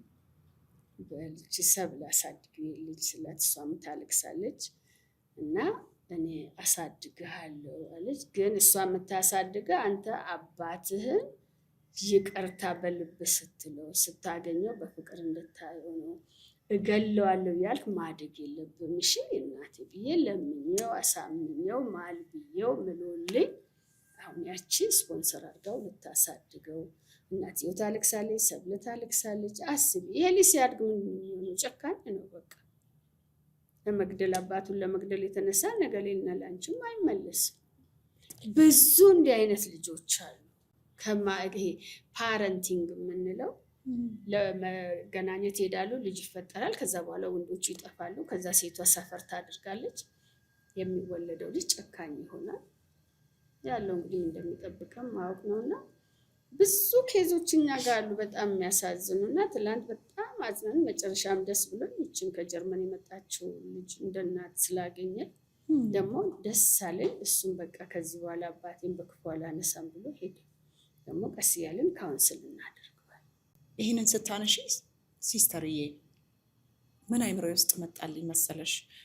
ከጋብቻ ውጭ በጣም ብዙ የሚወለዱ ልጆች አሉ። በጣም ብዙ የኛ ልጆች በብዛት ጎዳና ላይ ያሉ አባቶቻቸውን አያውቁም። ያሳዝኑሻል እናቶች ራሱ። ብዙዎችም በገቢ ማስገኛ አደራጅተን አሁን ወደ 400 በላይ ጥሩ ስራ እየሰሩ ይገኛሉ። ችግሩ ግን ልጆቹ ካውንስል ካሁኑ እያደረግን እየሄድን ነው። ህፃናቶቹን አሁን ማድረግ አንችልም። ሲያድጉኝ ልጆች አባት ይፈልጋሉ እኮ የከሌ አባት አለ የኔስ አባት የት ነው ይላሉ። ስለዚህ ይጠይቃሉ እና ያ ትልቅ ጋፕ አለውና ብዙ መሰራት ያለበት ነገር አለ። ትዕግስት እዚህ ጋር እንደው ላቋርጥሽና ልጠይቅሽና ሲስተር እንዳልሽው ጎዳና ላይ ነው የሚኖሩት፣ ፕሮቴክሽንም የለም፣ ምንም ነገር ሊፈጠር ይችላል። በተለይ ወሲባዊ ጥቃት የተለመደ ነው። ወደ በኋላ ላይ ደግሞ በደንብ ስለምናወራው ስለምናነሳው እና አንዳንዴ እንደ ትዕግስት የማስበው ነው ምነግርሽ። ቤት የላቸውም እነዚህ ሰዎች፣ መተዳደሪያ ቋሚ ገቢ የላቸውም እና አንዳንዴ እርግዝና መከላከያ መድኃኒቶችን አክሰስ የላቸውም።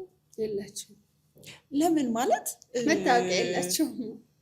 አሁን ያው በጣም ብዙ አድቮኬሲ ሰርተን መታወቂያ ጤና ጣቢያ ስቴጅ እኮ መታወቂያ ይጠይቃል። ለፎሎ አፑ ነገ ብታቋርጭ የት ሄዳ ነው? ልክ ነሽ። አዎ ልክ ነሽ። የት ሄዳ ነው? መታወቂያ ለዳታውም ያስፈልጋል። ነዋሪነቷ የት ነው? ክትትል አለው። ጤና ጣቢያዎችም ይከታተላሉ፣ ሆስፒታሎችም ይጠያይቃሉ። ካርድ ሲወጣ መጀመሪያ መታወቂያ ደስ የምትሰጪው ትጠይቂያለሽ። ልክ ነው። አዎ እነሱም መታወቂያ የላቸውም። ተደፍረው ሄደው አይታከሙም። አርግዘው ክትባት አይወስዱም።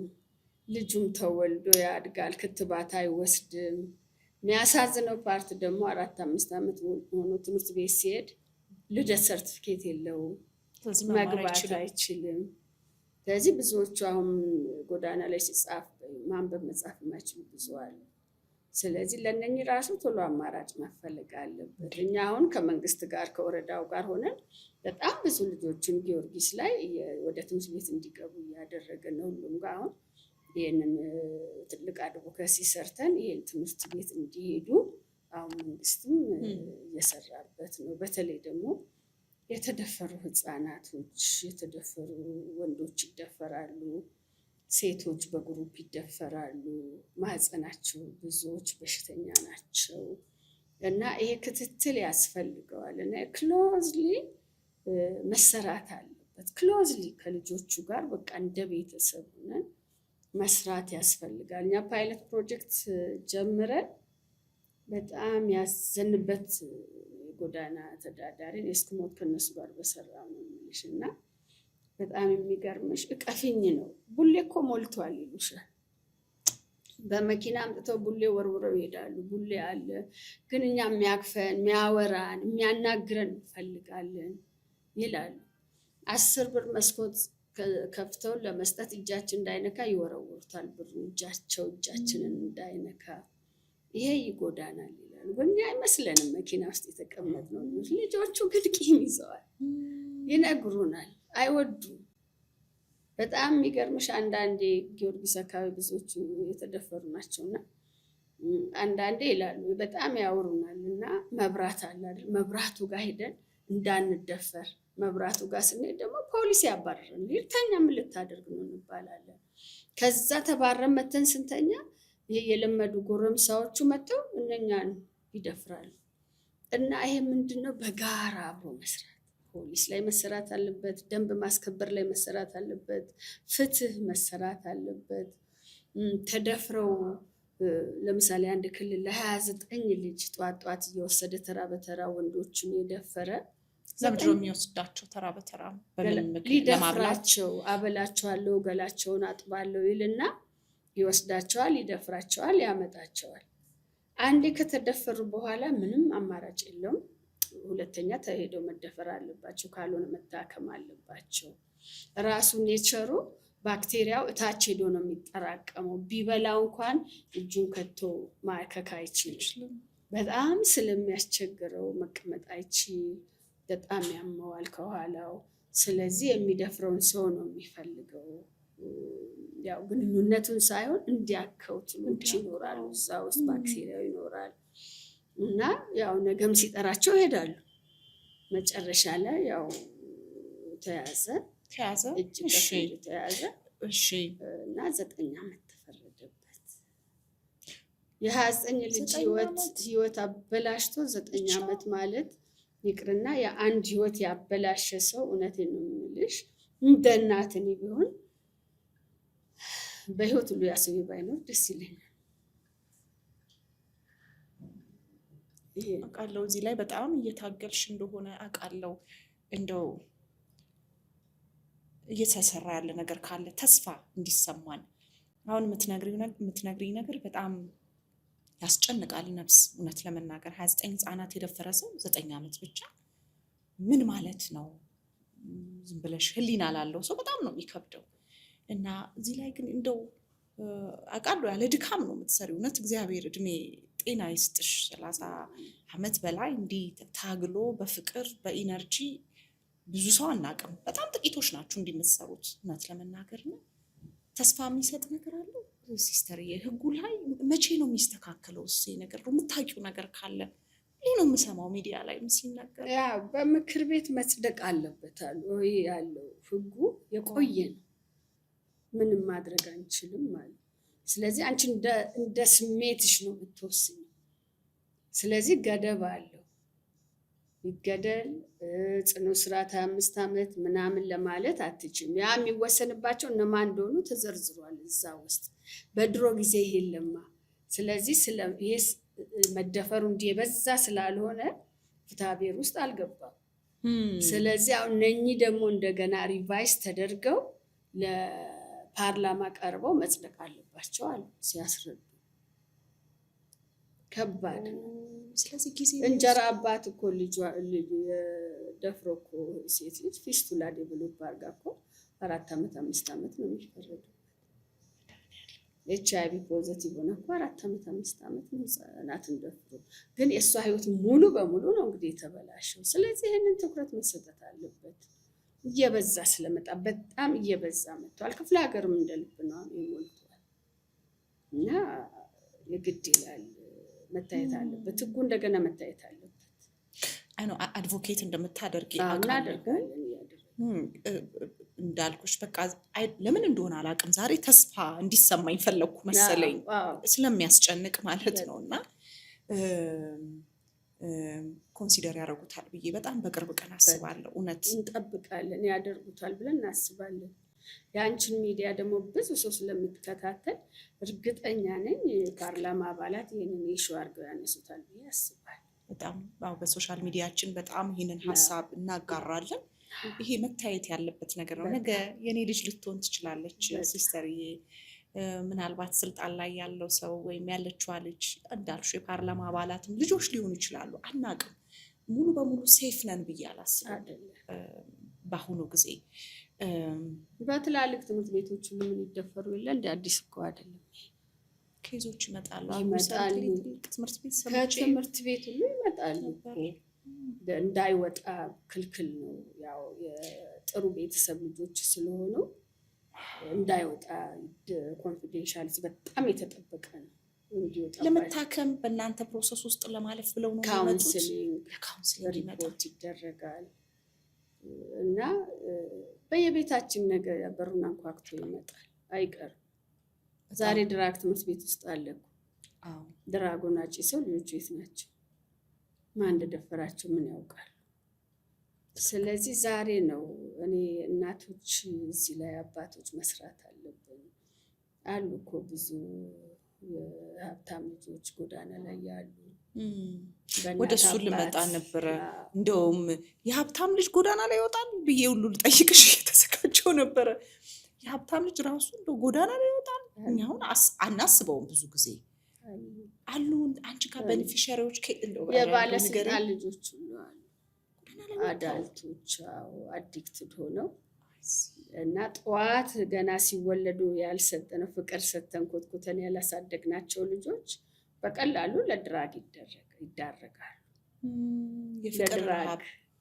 የፍቅር ረሃብ ሰውነታችን ይፈልጋል እኮ። ቀፊኝ አይሉሽም? አንዳንዴ ልጆች መጥተው ቀፊኝ ማጣጣሽብኝ ይላሉ። ስለዚህ ጠዋት ስብሰባ ይገባ ማታ ይገባል፣ ጠዋት ቢዝነሱ ላይ ሄደ ማታ ይገባል። ልጆቹን ሳናውቃቸው ያድጋሉ።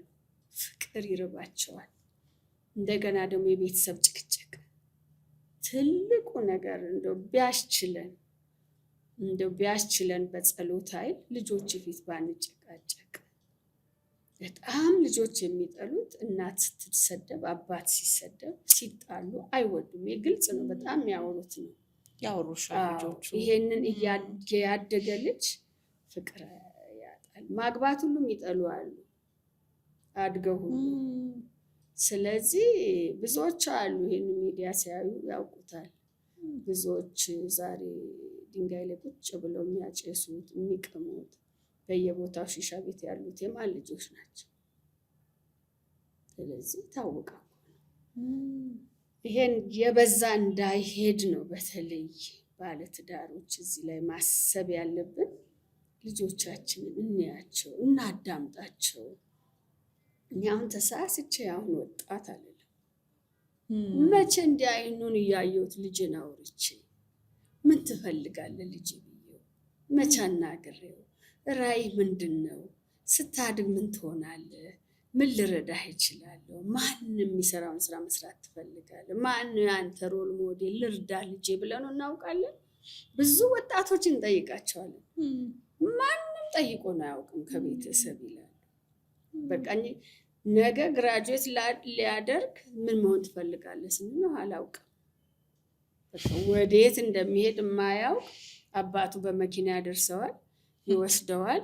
ቫኬሽን ጣሊያን ወይ ፈረንሳይ ይወስደዋል ወይ አሜሪካ ይወስደዋል። ይመጣል፣ ትምህርት ቤት ያስገባዋል፣ ይማራል። ትልቁ ከመስመር ልጆቻችን የሚያወጣና የልጆቻችን ፍቅር የምናጣበት ስትራቴጂ። መሆን ያለበት ለልጆቻችን ጊዜ ወስደን ማንም መሆን ትፈልጋለህ? ምን መሆን ትፈልጋለህ? ራዕይ ምንድን ነው? እንዴት ልርዳ? የአንተ ሮል ሞዴል ይሄውና እስቲ ስማት ላገናኝ እያልን ኮትኩተን ማሳደግ ያለብን ቤተሰብ ነው። አሁን ልጅና እናት ልጅና አባት ተራርቆ ምን አይነት ዜገኛ ያልሆነ ልጅ ነው እኮ ለልጄ እየሰራ ነው። ለልጁ ቤት ምንድን ነው? ለልጁ ቢዝነስ ምንድን ነው? ልጁን እዚህ ጋር ገለነዋል እኮ ነገ ያንን ቤት ይሸጠዋል ወይ ሚስቱ መታ ትሸጣለች። ለንብረት ስትል የማትወደው ታገባውና ንብረቱን ሸጦ ይሄዳል። ሴቷን ብትሆን እንደዚሁ የማይሆን ሰው ታገባና ንብረቱን ሸጦ ተካፍላ ትሄዳለች። ሸጠው ልጃችን ላይ ነው ሀብት፣ ልጅ ላይ ነው ያለው፣ ውስጡ ነው ሀብት ያለው። እና ይሄንን እንደው ቤተሰብ በደንብ ቢያውቁት። ደግሞ እንደናንተ አይነት ብዙ ጊዜ በየሁሉ ሚዲያ ላይ እንደው ይሄንን የስነ ልቦና ክፍተት ይሄን ያህል ነው። ይሄንን እናንተ ደግሞ ለወላጆች ብታስተምሩ በየሚዲያው እና ጊዜ ለልጆቻቸው። ገንዘቡን ሁሉ ትተን እንሄዳለን። ለልጆችንም ሰራው እንላለን። ልጅ መቼ ንብረቱን ፈለገ? ፍቅር ነው የፈለገው። ይሄን እናንተ በሁሉም ሚዲያ ላይ ብትሰሩ ባለሙያዎች በጣም ጥሩ ነው። ምንችለውን እንግዲህ እያደረግን ነው እና መሰሎች ከ10 ዓመት በላይ ሬዲዮ ላይ ያው ብዙ በሌለበት ምንም በሌለበት እግዚአብሔር ይመስገን እድሉን ይሄንን አግኝቼ በጣም አድቮኬት አድርጌያለሁ ብዬ አስባለሁ። ትንሽ ግን መቼ ይሰሙታል ወይ ነው ስትራቴጂውን መቀየር። መቼ አንቺን አግኝተው ወላጆች የሚሰሙባት ሰዓት ፕራይም ታይም ወላጆች ቤት ቁጭ ሲሉ አንቺ የሚሰሙበት ሚዲያው የቱ ነው? ኤክስፔንሲቭ ነው። መንግስት ይሄንን ደግሞ በነፃ መስጠት አለበት ለእናንተ ኤርታይሙ። ዛሬ ኤርታይም ማግኘት እኮ በጣም ኤክስፔንሲቭ ነው፣ ያውም ፕራይም ታይም። ስለዚህ ዜጋ መፍጠር ካለብን ማዳን ካለብን ይሄ ነው መደረግ ያለበት ይመስለኛል። እንግዲህ በልምዴ ነው የማወራው፣ አንቺ ፕሮፌሽናል። ምንም አልተሳሳትሽም ሲስተርዬ፣ በእውነት በጣም ደስ የሚል ነገር ነው እያነሳሽልን ያለሽው።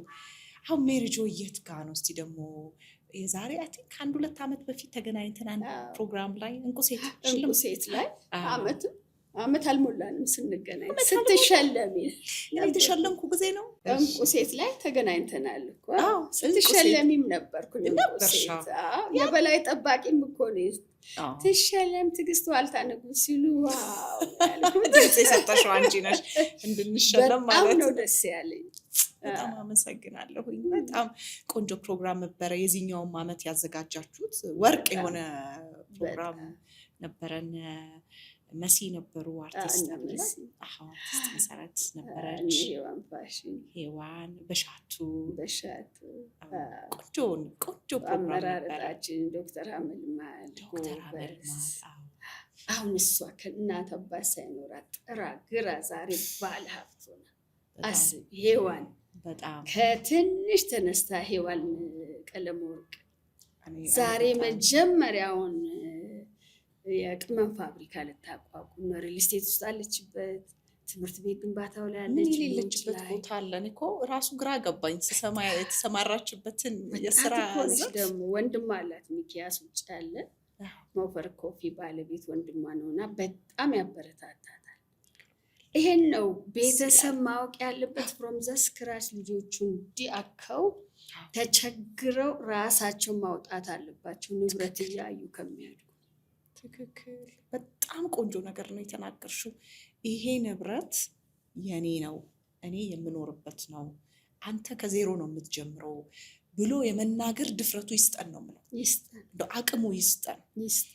ምክንያቱም የሆነ ጊዜ ስሰማ ልጁ ትምህርት ቤት ውስጥ አጥፍቶ ወላጅ እንዲያመጣም ተጠየቀ እና ደግሞ ልጁን አስተማሪው መምህሩ ጠየቀው፣ ለምን አትማርም ሲባል ለምን እማራለሁ እና አባቴ ነግሮኛል መማር አያስፈልግም፣ ይሄ ሁሉ የምለፈው ለአንተ ነው፣ ይሄ ሁሉ ንብረት ያንተ ነው እና እንደውም በቃ ቤት ከምትቀመጥ እና ለፎርማሊቲው ለማሟላት 12ኛ ክፍል ምናምን ጨረሰ እንድትባል ነው እንጂ እኔ ታዲያ ይሄ ሁሉ ንብረት ታዲያ ለማን ነው ብሎታል። እና የቅርብ ጊዜ አንድ መምህር እያጫወተ የነበረ ይህንን ኤክስፒሪየንስ ይሄ አባት ፍቅሩን እንግዲህ ለመግለጽ ፍቅሩን በሱ ሌቭል በተማረው ሌቭል ነው፣ ግን ሰፋ ማለት አለበት አስተሳሰብ። አባትየው ከባድ ነው። ከባድ ትንሽ ሲቆይ ደግሞ መች ነው የምትሞተው አትሄድም ወይ ሊለው ይችላል። ያለ ስላለ እሱም አለ ለካ ያለ ታሪክ አለ። በእውነት ነው የምልሽ ያለ አባትየው ነገረኝ።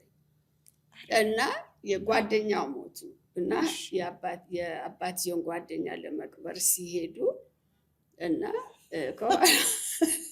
ከምር እውነተኛ ታሪክ ነው የምነግርሽ። ለብሳው ርቾለው እና ስንሄድ አለ አባትየው ሀብታም ነው የሞተው እና ታድሎ ይላል ልጁ።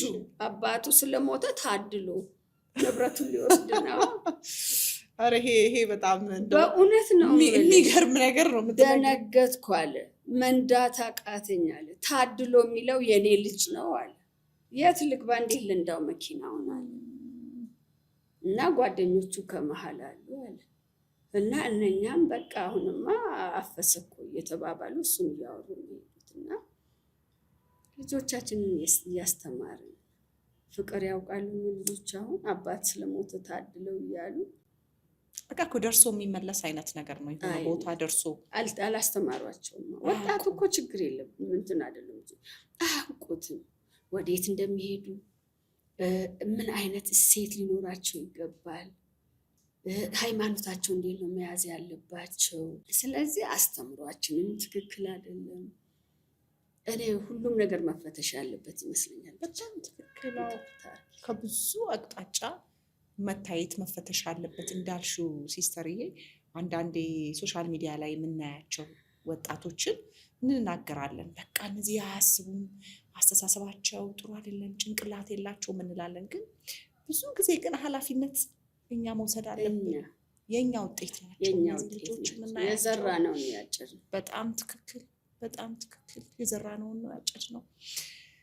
ፕሮጀክቶች ካንምጣ እንዳል ልመልስ አመት በፊት አይደለ ያልሽኝና የጎዳና ልጆችን እያነሳው ያው ሁሌም ታነሻለሽ የታወቀ ነው። ግን እንዲውሉ እናደርጋለን ብለሽ በጣም ደግሞ ኤክሳይትድም ሆነን ነበረ ስናወራ የነበረውና ስለሱ እንድናወራ ፈለኩኝ። እንዴት እየሆነልሽ ነው? እነዛ ስራዎች እንግዲህ ከአመት በፊት ስለሰማሁት ማለት ነው። እና ጥሩ እየሄደ ነው አዲስ አበባ ላይ ክፍለ ሀገር ላይ ጥሩ እየሄደ ነው።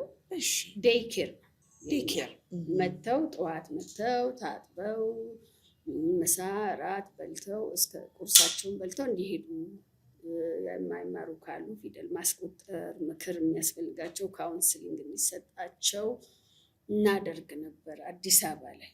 እሺ ግን የአዲስ አበባው ከበደ። ብዙዎቹ ተደፍረው ጊዮርጊስ አካባቢ ተደፍረው ይመጣሉ እና ተመልሶ እንደገና እንዲደፈሩ እየላክን እንዴት መስራት እንችላለን እና አሳወቅን፣ ብዙዎቹ አሳወቅን እና ማህደሪያ ሼልተር ያስፈልጋቸዋል። ለ6 ወር እኚህ ልጆች ተመልሰው ወደዛ ቦታ መሄድ የለባቸውም። አንደኛ ሱሱንም እንዲረሱት፣ ሁለተኛ ጦዘው እንዳይደፈሩ ካውንስል አድርገን ቤተሰቦቻቸው ተፈልገው በገቢ ማስገኛ ተደራጅተው 6 ወር ሚኒመም ይፈጃል ይሄ ስራ 6 ወር። ስለዚህ ይሄንን ለመስራት ቦታ ያስፈልገናል። እኛ ያለችን ቦታ ወረዳ 5 ውስጥ ትንሽ ቤት ናት ያለች። ልጆቹ መጥተው በልተው የሚሄዱት የተጣበበች ቤት ናት እና ለመዋያ ነው እና ያንን እንዴት እናርግ ብለን እንግዲህ ጀመርን። ከዛ በኋላ ከአመት በኋላ ቃትን አመት 2 አመት ቆየንና ያንን ወደ ስፖንሰርሺፕ ቀይረን የጎዳና ተዳዳሪዎች ስፖንሰር እንዲደረጉ፣ እናት አባቶቻቸውን ደግሞ በገቢ ማስገኛ እንዲደራጁ ከሴቪንግ ክሬዲት ኮኦፕሬቲቭ በገንዘብ ቁጠባና ብድር ጋር ስልጠና ሰተናቸው እንዲ ሊንክ እያደረግን መስራት ጀመር። እሱ ላይ ነን አሁን። እሱ ላይ አርባ ምንጭ ላይ አሁን ገንብተን አስመርቀናል። ከተሳሳት ሴንተር ማደሪያም አለው። አሁን ከዩኒቨርሲቲው ጋር እየተነጋገርን ነው። ምግቡ ውድ ነው፣ የሰው ኃይል ያስፈልጋል፣ መንግስት መመደብ አለበት፣ አብሮ በጋራ መናበብ መስራት አለብን። ይሄ ካልቸር መምጣት አለበት። አለበት። ገብቶሻል? ድሮ ከ77 ጀምሮ የነበረው ከረሃቡ ጀምሮ ያለው የኤንጂኦ እና የመንግስት እንዲበት ጋር አብሮ መስራት እንዲያውም እኔ ሜሪጆይ እና መቄዶንያ ይመስለኛል ብሬክ ያደረገው ይሄንን እና ተቋቁሞ እስካሁን የቆየው እና ከመንግስትም ገንዘብ እንወስዳለን። አሁን ማዕከሉ ላይ ሜሪጆይ ብዙ ብር አላወጣም። ክልሉ ሰጠን 5 ሚሊዮን፣ ከንቲባው ሰጠን፣ ዞን አስተዳደሩ ሰጠን፣ የተወሰኑ ቢሮዎች ሰጡን። ቤቱን በአንድ አመት አይደለም በአንድ አመት ሆስፒታል ጨረስ ነው። በ3 ወር ውስጥ ማዕከሉ ተገንብቷል። አርባ ምንጭ ላይ በ3 ወር እውነቴን ነው የምልሽ በ90 ቀን ኮንትራክተሩ የተባበሩ ብዙ ነገር እና ማሽነሪ ደውለን ነው ከመዘጋጃ ቤት መተይንን ብታነሳለን ሲኖትራክ ላኩልን። ተናበን ሞዴል የሆነ የህፃናት ማዕከል አርባ ምንጭ ላይ ይገነባል። ተመርቋል።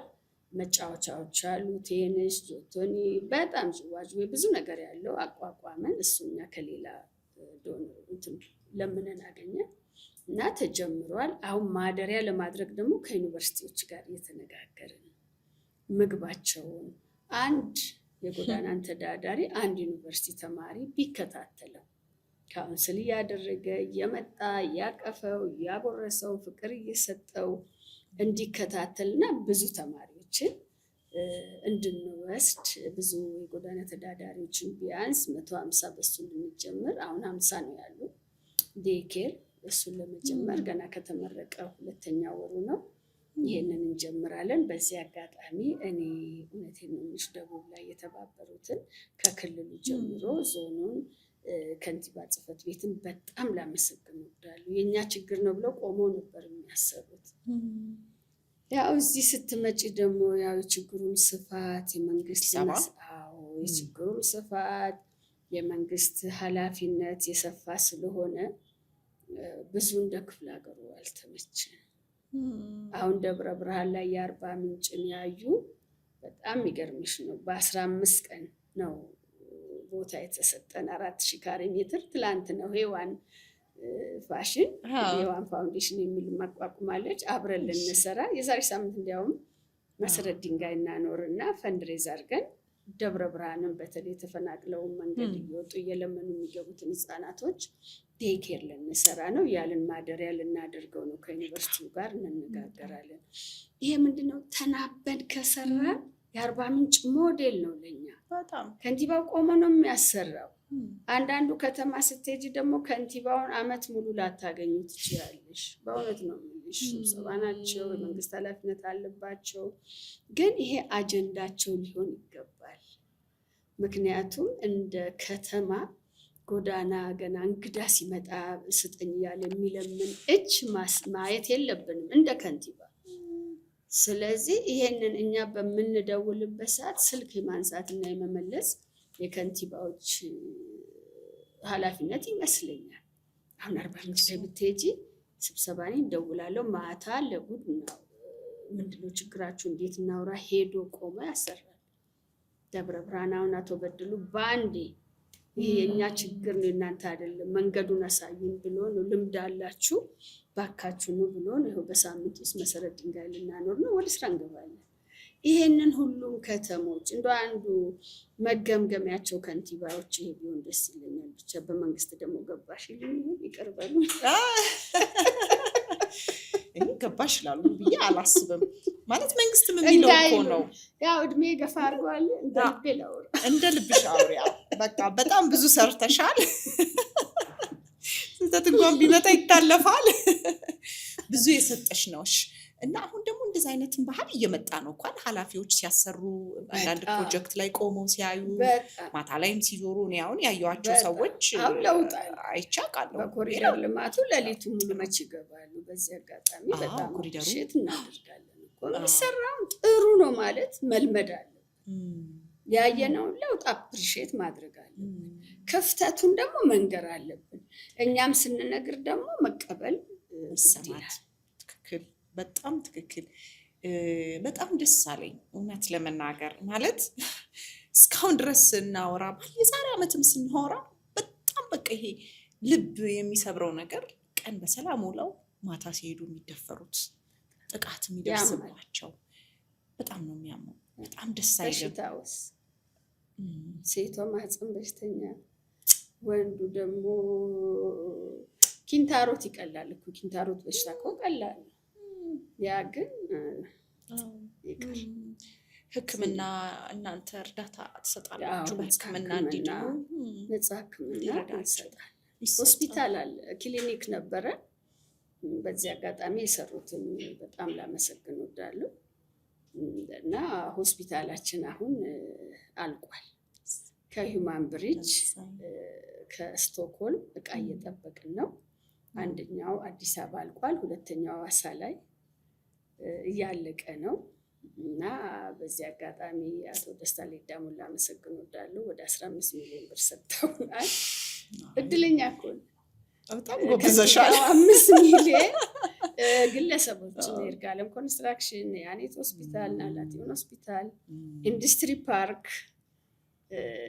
ግለሰቦች ሳይቀር ሁሉ ክፍል ይይዛሉ። አሁን ያንን አንዱን ኦፒዲ መያዝ ከፈለገ በስሙ ነው የምንሰይመው እና ይርጋለም ኦፒዲ ይባላል። 1 ሚሊዮን ብር ሰጥታለች። ኦፒዲው በስሟ ይሰየማል። አሁን እዚህ እንትን ላይ አዲስ አበባ ላይ ጨርሰናል፣ አልቋል፣ ተሽጦ ሁሉን መጥራት እዚህ አያስፈልግም እንጂ ትላልቁን ንግድ ባንክ 15 ሚሊዮን ሰጥቶናል። ባንኮች ክፍሎችን ይዘዋል። ኢቭን የኛ የሲቪል ማህበረሰብ ባለስልጣን ድርጅቶች ክፍል ይዘዋል። ካዲስኮ ትልቁን ፍሎር ይዘዋል። እና ግርማ የፈረደ የሚባል በጣም የምንወደው ከ20 ዓመት በላይ የሚረዳን ባለሀብት ይዘዋል ክፍል። ከዲያስፖራው መስኪ መስከረም በላቸው በሄድንበት ነው የምትይዘው። እሷ ደግሞ አረጋዊ ማዕከሉ መስከረም በላቸው ሩም ይባላል። ሆስፒታል ኦፒዲውን ይዛለች። አሁን ሐዋሳ ላይ ይዛለች። ይሄ ምንድነው? ለታሪክ ደስ አይልም? በጣም ቲጂ ኦፒዲ ተብሎ የቤተሰብሽ ፎቶ እዛ ቢሰቀል ውስጥ በሽተኛው ተባረኪ ብሎ ነው የሚወጣው። በጣም ይሄንን አይዲያ እንዴት አመጣው መሰልሽ? የካቲት 12 ሆስፒታል ሄደሻል? አዎ ሄጄ አውቃለሁ። ነርስ ተማሪዎችንን የካቲት ሆስፒታል ስንሰራ ተመልሽም እዛ ሆስፒታል ሰርቻለሁ። ከአርባ ምንጭ ሆስፒታል መጥቼ እዛን የሰራሁት እና መላኩ በያኔ ይላል። አይተሽዋል? ወደ ህፃናት ስትገቢ መላኩ በያ አሁንም አለ በትልቁ እና ፎቶቸውም አለ በእንዲህ ተስሎና እዛ ፀሐይ ስንሞቅ የታደሉ እሳቸው ሞቷል፣ እስከዛሬ ስማቸው ይጠራል እያልን አደግንና የአረጋውያኑ ማዕከል ስንሰራ ለምን እያንዳንዱ ሰው ክፍል አንሰይምለትም ብለን 29 ክፍል ተሰየመ። በሰው እንዳልኩሽ እንደ መስከረም በላቸው አይነቱ ያዘው። ሆስፒታሉን ስንሰራም እንደሱ አደረግን። በ1 ዓመት ከ2 ወር ማመን ያቀትሻል፣ አስኮ ላይ ሆስፒታል ሰርተን ጨረስን። አሁን አዲስ ሐዋሳ ላይ ደግሞ ኦልሞስት ኦፒዲዮ አልቋል። 2ኛው ፍሎር ስላቡ ተሞልቶ 3ኛው እየተሰራ ነው። ክፍሎችን እንሸጣለን። በጣም የወደድኩበት ይሄ መንገድ በጣም የወደድኩት። ለአንድ ሰው በጣም ሊከብደው ይችላል ሸክም። እርዳታ ድርጅቶች ደግሞ ለኮንስትራክሽን አይሰስ። ይሄም ትልቁ ችግራችን። ስለዚህ እኛ ኢትዮጵያን ብንተባበር የት እንደምንደርስ 4 ሚሊዮን ብር ለሰርግ ሲወጣ 1 ሚሊዮን ለሆስፒታል 3-4 ሚሊዮን ብር ለሽምግልና ሲወጣ 500,000 ብር ለሆነ ነገር ለኛ ለመቄዶንያ ለሙዳይ ለገርገሲኖ ብዙ አለን እኮ ጥሩስራ ምስላ አንዶች ብር እዛ ብትሄድልኝ ስም ታስጠራለች። ጌታም ፈገግ ይላል። እስቲ እንስራ ሊባረክ የምናደርገው ደግሞ በቅርቡ የኩላሊት እጥበት ጀምረናል። እሱን ልንገርሽ አንድ ሰው ያደረገው የሚገርም ነው። ከጀመርን በኋላ በጣም ተደሰቱ። አሁን እስከ 33 ሰው በቀን ይታጠባል እኛ ጋርና ወደ 5 ነርሶች ናቸው። ወላዶች ነበሩ፣ ህፃናቶች ነበሩ። በጣፋጭ ምግብ ኩላሊታቸው የተጎዳ እና ደስ ይላል። በጣም እኛ ጋር በጣም አነስተኛ ነው የሚከፍሉት 3500 ብር። ዛሬ ኮንሲመብሉን እንኳን መገዢው 5000 ብር ገብቷል። እና በሜምበርሺፕ እኛ እያቀለል ነው። አሁን ቢቻል እስከ ነፃ ነው የምንሄደው። የጀመርነው አዲስ አበባ ከወር በኋላ እንከፍታለን። 40 ምንጭ ላይ 7 ሚሊዮን ሰጥቶናል የክልሉ ከንቲባና ዞን አስተዳደር። እዛ ደግሞ ከሚያዝያ በፊት እናስመርቃለን። ያንን እንቀጥላለን። እና አንዱ መጥቶ የተስካር ብሬን እንደው መክፈል ለማይችሉት አሳጥቡ ብሎ 30 ሺህ ብር ሰጥቶኝ ሄደ። ትልቅ ነገር። ይሄ ቀላል አይደለም። ዛሬ ለተስካር የምንደግሰውን ድግስ አይተሻል። እስከ ቁርጥ ድረስ ደርሰናል። ስለዚህ የአንዱን በሬ ዋጋ እስቲ የኩላሊት ህመምተኞችን አሳጥቡልኝ፣ ይህንን ነገር ከዚህ ድግስ ላይ ኩላሊት ህመምተኞችን አሳጥቡልኝ። በጣም የሚያሳዝንሽ የኩላሊት ህመም ቆሻሻ ነው። ቤተሰቡም ነው አብሮ የሚሞተው። ዛሬ እየታጠበ ደስ ብሎ ጌታ እንዳያመሰግን ደግሞ በሚቀጥለው ኬታ አምጥቼ ነው የምታጠበው፣ እሞት ይሆን እድን ይሆን? አንድ ነርስ እጄን ይዞ በጣም እውነቴን ነው የምልሽ እንዳላለቅስ ፊቱ እንዴት ተስፋ የለም አልለው እና እኔ ሲስተር የትራንስፖርቴን አዲስ አበባ የሚሄድበት ብዙ ነገር ቀንሰሽልኛል፣ እንደው ቀንሳችሁልኛል፣ ሜሪጆይን በጣም አመሰግናለሁ። አሁን የሚያሳዝን ሚስቴም ስራ የላትም፣ 3 ልጆች አሉ። እንደው ቆይ ይሆን እንደው ልጆቼ ትንሽ ከፍ እስኪሉ በላይ ወልጄ ብሎ አለቀሰን ልነግርሽ አልችልም። ተኝቶ እንዲህ አይነቱን ተስፋ ብንሆን ይሄ ኤክሰስ ከምናወጣው ብር ላይ እንደው ትንሽም ቢሆን እኛውም ሜምበርሺፕ ጀምረናል ለኩላሊት በወር 100 ብር ነው የምንጠይቀው እና 50 ብሩ ለቼክአፕ ኩላሊታችንን ቼክ አድርገን የምናውቀው ስንቶቻችን ነን? እኔ ራሱ በቃ ማድረግ አለብኝ ብዬ ሳይ ትንሽ ወደ ቦርደር እየተጠጋው ነበር። አድርገን አናውቅማ። አመጋገብሽን ቆም ብለሽ አታስቢ። ግን እግዚአብሔር ይመስገን በምግብ ወዲያው በወር ውስጥ አስተካከልኩት። ባውቀው ነው ምግቤንም ሁሉን ነገር ያስተካከልኩት። ሌሎቻችንስ ኩላሊታችን እስኪበሰብስ ጠብቀን ስንደክም ነው እኮ የምንመጣው። አናውቀውም ይበን እንዲህ እንደሚሆን።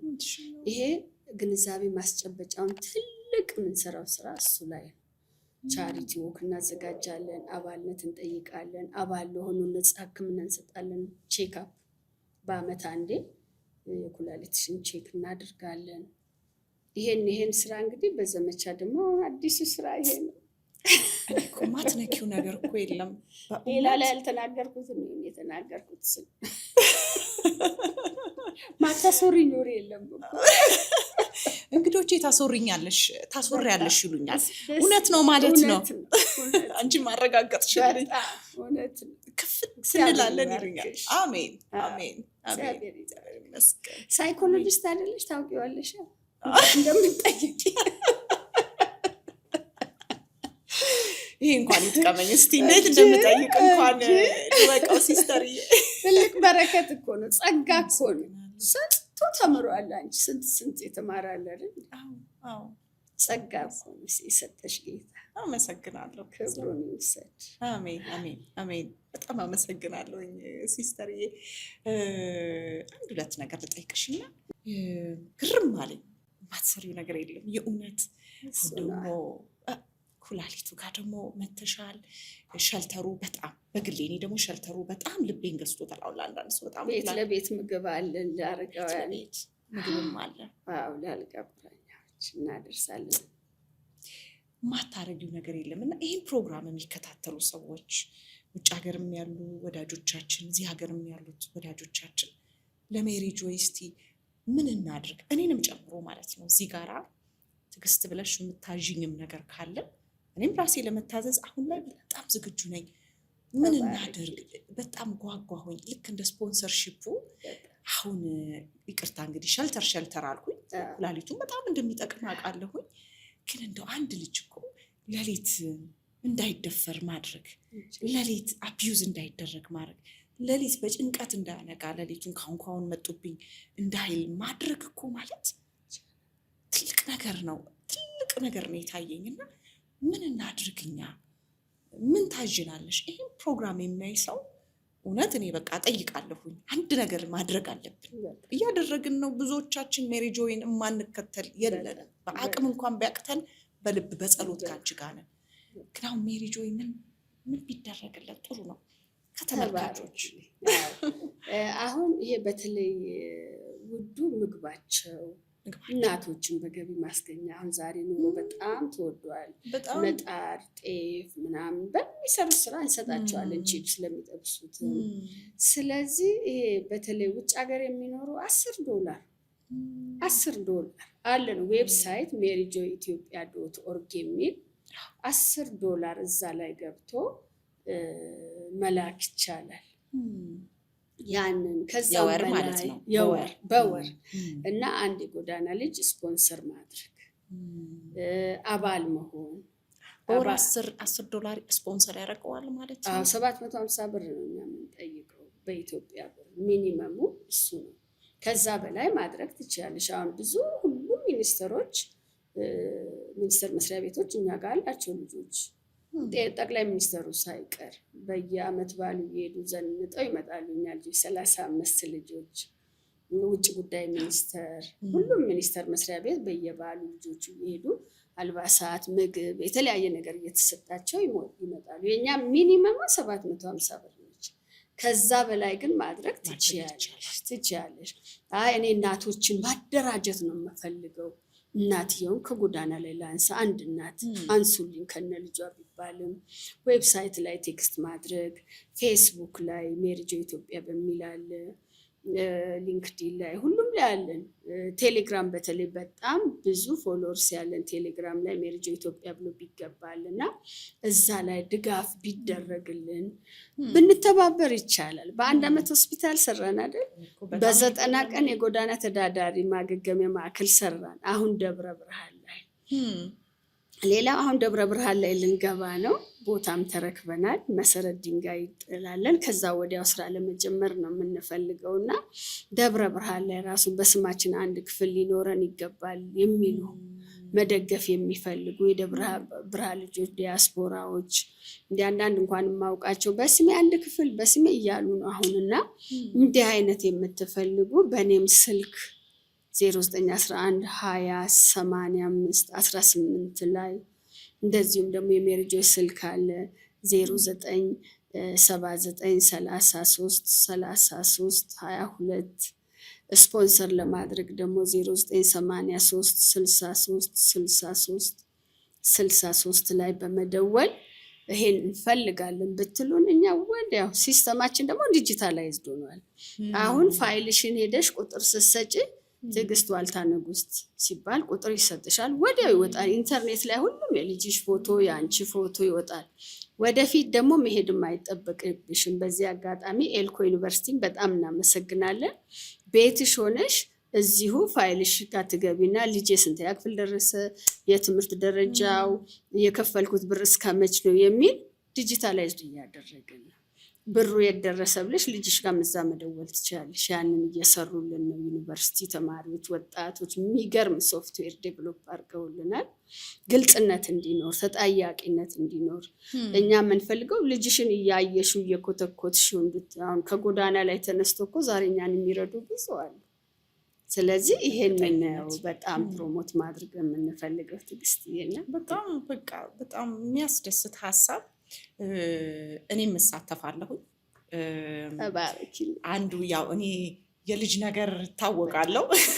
ከልጆችሽ እኩያ እንኳን አድርገሽ በጣም የልጆችሽ ጋር አንድ ላይ ልደታቸው ሲከበር ቤታቸው እያመጣሽ ሄደሽ እያየሻቸው ልጆችሽ ራሱ እንዴት እያዩ እንደሚያድጉ እንዴት እንደሚወዱ ደግሞ ልጆች እኮ መተው ሲያቸው ነገ በእነሱ እኩያ አድርገሽ እንዴት ይናፍቋቸዋል። ልጠይቅሽ ነበረ ይህንንም ጥያቄ። ምክንያቱም አንድ ስም አልጥቀስ፣ ግን አንድ እንዲህ በጎ አድራጎት ድርጅት ልጆቼ እየሄዱ ከልጆቹ ጋር እንዲጫወቱ ልጆቹ ጋር ቀደም ሲል እንዳልሹ ልብስም ምንም ይዘው ሄደው እንደ ጓደኛ አብሯቸው ኳስ እንዲጫወቱ ፈልገን ግን ተከለከልን እና ግን በእርግጥ ልክ ነው፣ ሚዛን ይደፋል። የተናገሩት የሰጡት ሪዝን ምን አሉ? ዛሬ እናንተ መታችሁ ብትጠይቋቸው ነገ ስለማትመለሱ ሌላ ደግሞ ሌላ ሰው ስለሚያቸው ልጆቹ በጣም ስነልቦና ጫናም አደረባቸዋል። ያው ስላላየው ስላላረጋገጥኩኝ ተቀብዬ የዛ ኦርጋናይዜሽን ነው። የእኛ ገና ስትገቢ ትዕግስት ዋልታ ንጉስ የቤተሰብ ፋይል ነው የሚለው። ፋይልሽ ራሱ ቤተሰብ ነው። በቃ ያንቺ ቤተሰብ ነው። ያ ቤተሰብ መጥቼ መጠየቅ ይችላል እንዴ? እና ቤቱ ሄደሽ ቤትሽ አምጥተሽ ያኛ የምንፈልገው ፍቅሩን ነው። ነገ ቢቸግራቸው የልጆች ልብስ ትሰጫለሽ፣ ጫማቸውን ትሰጫለሽ። 700 ብሯ እኮ ድልድይ ነች፣ ፍቅር እንዲያገኙ ድልድይ ነው እንጂ ሁሉ የሚኖሩበት ላይ ዳቦ አትሊስት ይገዛለን። ስለዚህ እኛ የምንፈልገው አታችመንቱ እና እንፈቅዳለን። በጣም እግዚአብሔር ይስጣል። የኛ ደስ ይላል። በፍቅርም ነው የሚገናኙት። ሜሪ ጆይ ኖረ አልኖረ ልጅሽ ከአንቺ ጋር ይቀጥላል፣ ከኔ ጋር ይቀጥላል። ኮኔክሽን ደስ ይላል። ስለዚህ ልክ ይህንን ኢንተርቪው እንደጨረስም ለተመልካቾችም እኔ ጀምረዋለሁ። እሰይ ተባረኪ። ያረጉም ይኖራሉ። ይህን ፕሮግራም እየተከታተሉ ያሉ የሜሪ ጆይ አባል ልትኖሩ ትችላላችሁ። ግን እኔ ጀምሬዋለሁ ዛሬ። እንደው ደግሞ እኔን ደግሞ ያከበራችሁ ደግሞ የኔ ስራዎች የምትወዱ የምታከብሩ የምታደንቁ ደግሞ ሲስተርዬን አንድ ልጅ ወይም አንድ ፕሮግራም ላይ ተሳትፈን እንድናግዝ ራዕይዋን ከፍ ደግሞ እንዲልልን በአክብሮት እጠይቃለሁ። በእርግጠኝነት ይሰሙኛል። ልቤ በጣም ጥሩ ስሜት ውስጤም ጥሩ ስሜት እየተሰማው ነው ያለው። ጥያቄ ላጠቃልል ነው እና ግን ግርም ያለኝን የመጨረሻ ጥያቄ ልጠይቅሽ። ተባረክ። አሁን 8000 ህፃን አለን አዲስ አበባ ላይ ብቻ በኢትዮጵያን የሚረዱ ናቸው። የቲጂ ሚዲያ ደግሞ ወደ 10,000 ያስጠጋል። እባካችሁ ነው የምለው። ሶሻል ሚዲያ ላይ በጣም አክቲቭ የሆናችሁ ከፍ እናርጋቸው። ለእኔ በቃ እስካሁን ውስጤ ነው ያለው። ቀን ደህና ሆነው ማታ ላይ ሲሄዱ ይደፈራሉ። ሸልተር የሚባለው ኮንሰፕት ራሱ ይሄ መጠለያ እኮ ውጭ ሀገር አለ፣ ስንሄድ እኮ እናያለን። ውለው እንዲሁም እነሱ የፈለጋቸው ቦታ ውለው ማታ ላይ አለቻቸው ኩፖኗ አለቻቸው መግቢያ፣ ተኝተው ጠዋት በሰላም ይወጣሉ ከዛ ቦታ ነው። ሳናጣችን የመሰለች ሀገር ሰው ሳናጣ ይሄ መሆን የለበትም እና እኔ እንጃ ልቤ እዛ ጋር ደግሞ ቀረ። ካወራሹ እንሰራዋለን። ቦታ አለን እኮ መስሪያው ነው እንሰራዋለን። ተጋግዘን ሁላችንም ከፍ እናደርገዋለን። የመጨረሻ ጥያቄ እንደው ግን ሲስተር ዘቢደር እንዴት ነው? አይደክምሽም? ሁሌ ስናይሽ እያማርሽ ቆንጆ የሆንሽ እድሜ ያልጠይቃል። ኧረ ጠይቂ። ግርም እኮ ነው ያለኝ ቅድም ስለ እድሜሽ ስናወራ። አትመሲም፣ እድሜሽንም አትመሲም። ፊትሽ ሲያምር፣ ፈገግታሽ ሲያምር፣ ይሄ መንፈስሽ ደስ ሲልና አይደክማትም ወይ? አይደክምም። በምንድን ነው የምትበረችው? የመጨረሻ ጥያቄ ይሆንልኝ። አይደክመኝም። ለምን ሲነጋ በጣም እናፍቃለሁ። ማንም ይረዳ ይመጣ ይሆን? ማን ዛሬ ይረዳ ይሆን? ማን ይደውልልኝ ይሆን? ጌታ እንዴት ፈገግል ይሆን? ለሱ ልጆች ነው የምንሮጠው፣ ለእኔ ልጅ አይደለም እኮ የምሮጠው። ስለዚህ በቃ ደስ ብሎኝ ነው የምነሳው። እንደኔ እንቅልፋም የለም። ስተኛ ማመን ያቅትሻል። ልክ የዲያስፖራ ስልክ መልሼ ጨርሼ ገና ከመተኛቴ የለው። እህቶች አዳር ሲመጡ እንኳን ድርጅት ቤት የምታስተዳድር አትመስይም እኮ ስትተኝ ይሉኛል። ያው ሁሉ ፕሮጀክት እየመራሽ ስነሳ እንደ አዲስ ያድሰኛል። እንግዲህ ሜሪ ጆይን የጀመርኩት በ28 ዓመቴ ነው። ዛሬ 65ኛ ዓመቴን ይዣለሁ። ማንም አይልም። አንዳንዴ እላለሁ ሳስበው እናቴ በ66 ዓመቷ ነው የሞተችው እና ወይኔ ማይኩ በዚህ ጊዜ እኮ በቃ 1 ዓመት ቀረኝ እሷ ጋር ልደርስ እና እኔ ጠንካራ ነኝ እኔ እናት እላለሁ።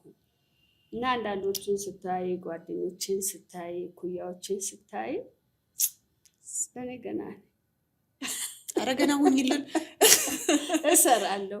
ገና ጀመርኩ ነው የምለው። አመጋገቤንም እጠብቃለሁ። ጤናሽን ስፖርት ግን አልሰራም። ግን አመጋገቤን አንዳንዴ ትንሽ ከበድ ሲለኝ እንደው ምንድን ነው ብልና 30 ደቂቃ እንዲች ወክ አድርጋለሁ እንጂ አመጋገቤ ላይ በጣም በደንብ ተጠንቅቀሽ ምንም ማለት ደህና ነኝ። ስልም ደግሞ ይሄ ጨው ቀንሼ ምናምን እንዳይመስል በቀን አንድ እበላለሁ። የሚጠጡ ፈሳሾችን በጣም እጠጣለሁ። አንዴ ነው የምትበይው በቀን? አዎ አላበዛም። ኸርባል ቲዎችን በጣም ምግብ ማታበዢው ስለምታይ ነው። አልበላሽ ሊሆን ምናልባት ብበላ እበላለሁ የሚርባቸው ሰዎች ስለምታይ ብበላ እበላለሁ። ትንሽ ግን እንደው አመጋገቤን ጠይቄ እስካሁን ምንም በሽታ ሄልዚ ነኝ ብሎ ዶርክ ብታይ አልትራሳውንድ ብታይ ይገርመኛል። በዚህ ክብደት በዚህ እድሜ መምጣት ብዙ ነገሮች መምጣት ነበረባቸው። አመጋገብ ጥንቃቄ ስል ሰላጣ ምናምን በልቼ እንዳይመስልሽ ምግቤ እንዳለ ነው ያለው። በደንብ ያበሻ ምግብ ትበያለሽ? በጣም አንዴ በላና አስተካክዬ በቃ እውላለሁ። ማታ ላይ ግን አልበላም። የሚጠጡ ሻዮችን እጠጣለሁ። ስለዚህ እየታደሽ የዚህ ሁሉ ሰው ደግሞ መርቃት በጣም ፍቅር እንዲህ ትልቅ ሰው መጥቶ ከኔ እድሜ ቀንስ፣ ወጣቱ መጥቶ ከኔ እድሜ ቀንሱ ለአንቺ ሲስተር በየቦታው የኢትዮጵያ ሕዝብ ፍቅር ነው። እንዴት እኔን ሳይቆም ያለቅሳል። ግራ ይገባኛል። ምን ሰርቼ ገና መች ተሰራ መች ችግሩ ተቀርፎ እና እላለሁኝ እንጂ በሄድኩበት ሰልፍ ጠብቄ ያላውቅ አስቀድሟት ነው የሚባለው እና ሲያከብሩኝ እኔ በዚህ አጋጣሚ ፍቅር የሆነ የኢትዮጵያ ሕዝብን በጣም አመሰግናለሁ። የምትረዱኝን በጣም አመሰግናለሁ። ኮሚትድ የሆናችሁ የሜሪ ጆይ ጀነራል አጠቃላይ ጉባኤ በጣም ፕሮፌሽናሎች አሉን። ባለሀብቶች በጣም ከኛ ጋር አሉ። ቦርዱ በጣም ባለሀብቶች ከኛ ጋር ናቸው። ቦርዱንም ሰራተኛውን ደከመኝ ሰለቸኝ የማይሉ ቅዳሜ እሑድ ኦቨርታይም አንከፍልም። ቢሮ ብትገቢ ሰራተኛው ስራ ላይ ነው። በረከቴ ይላሉ እና ሁላችሁንም በጣም አመሰግናለሁ። ይረዳችሁ ያረዳችሁንም ደግሞ ነገ ስለምትረዱን አመሰግናለሁ። አሜን። ያረዳነውም አሁን እኮ እንመጣለን ስንሰማ ሲገባን አንዳንድ ነገሮች ጊዜ ይፈልጋሉ አይደለ? ከትናንት ዛሬ እኮ ሜሪ ጆይ ብዙ ሰው እየተከተለው ነው።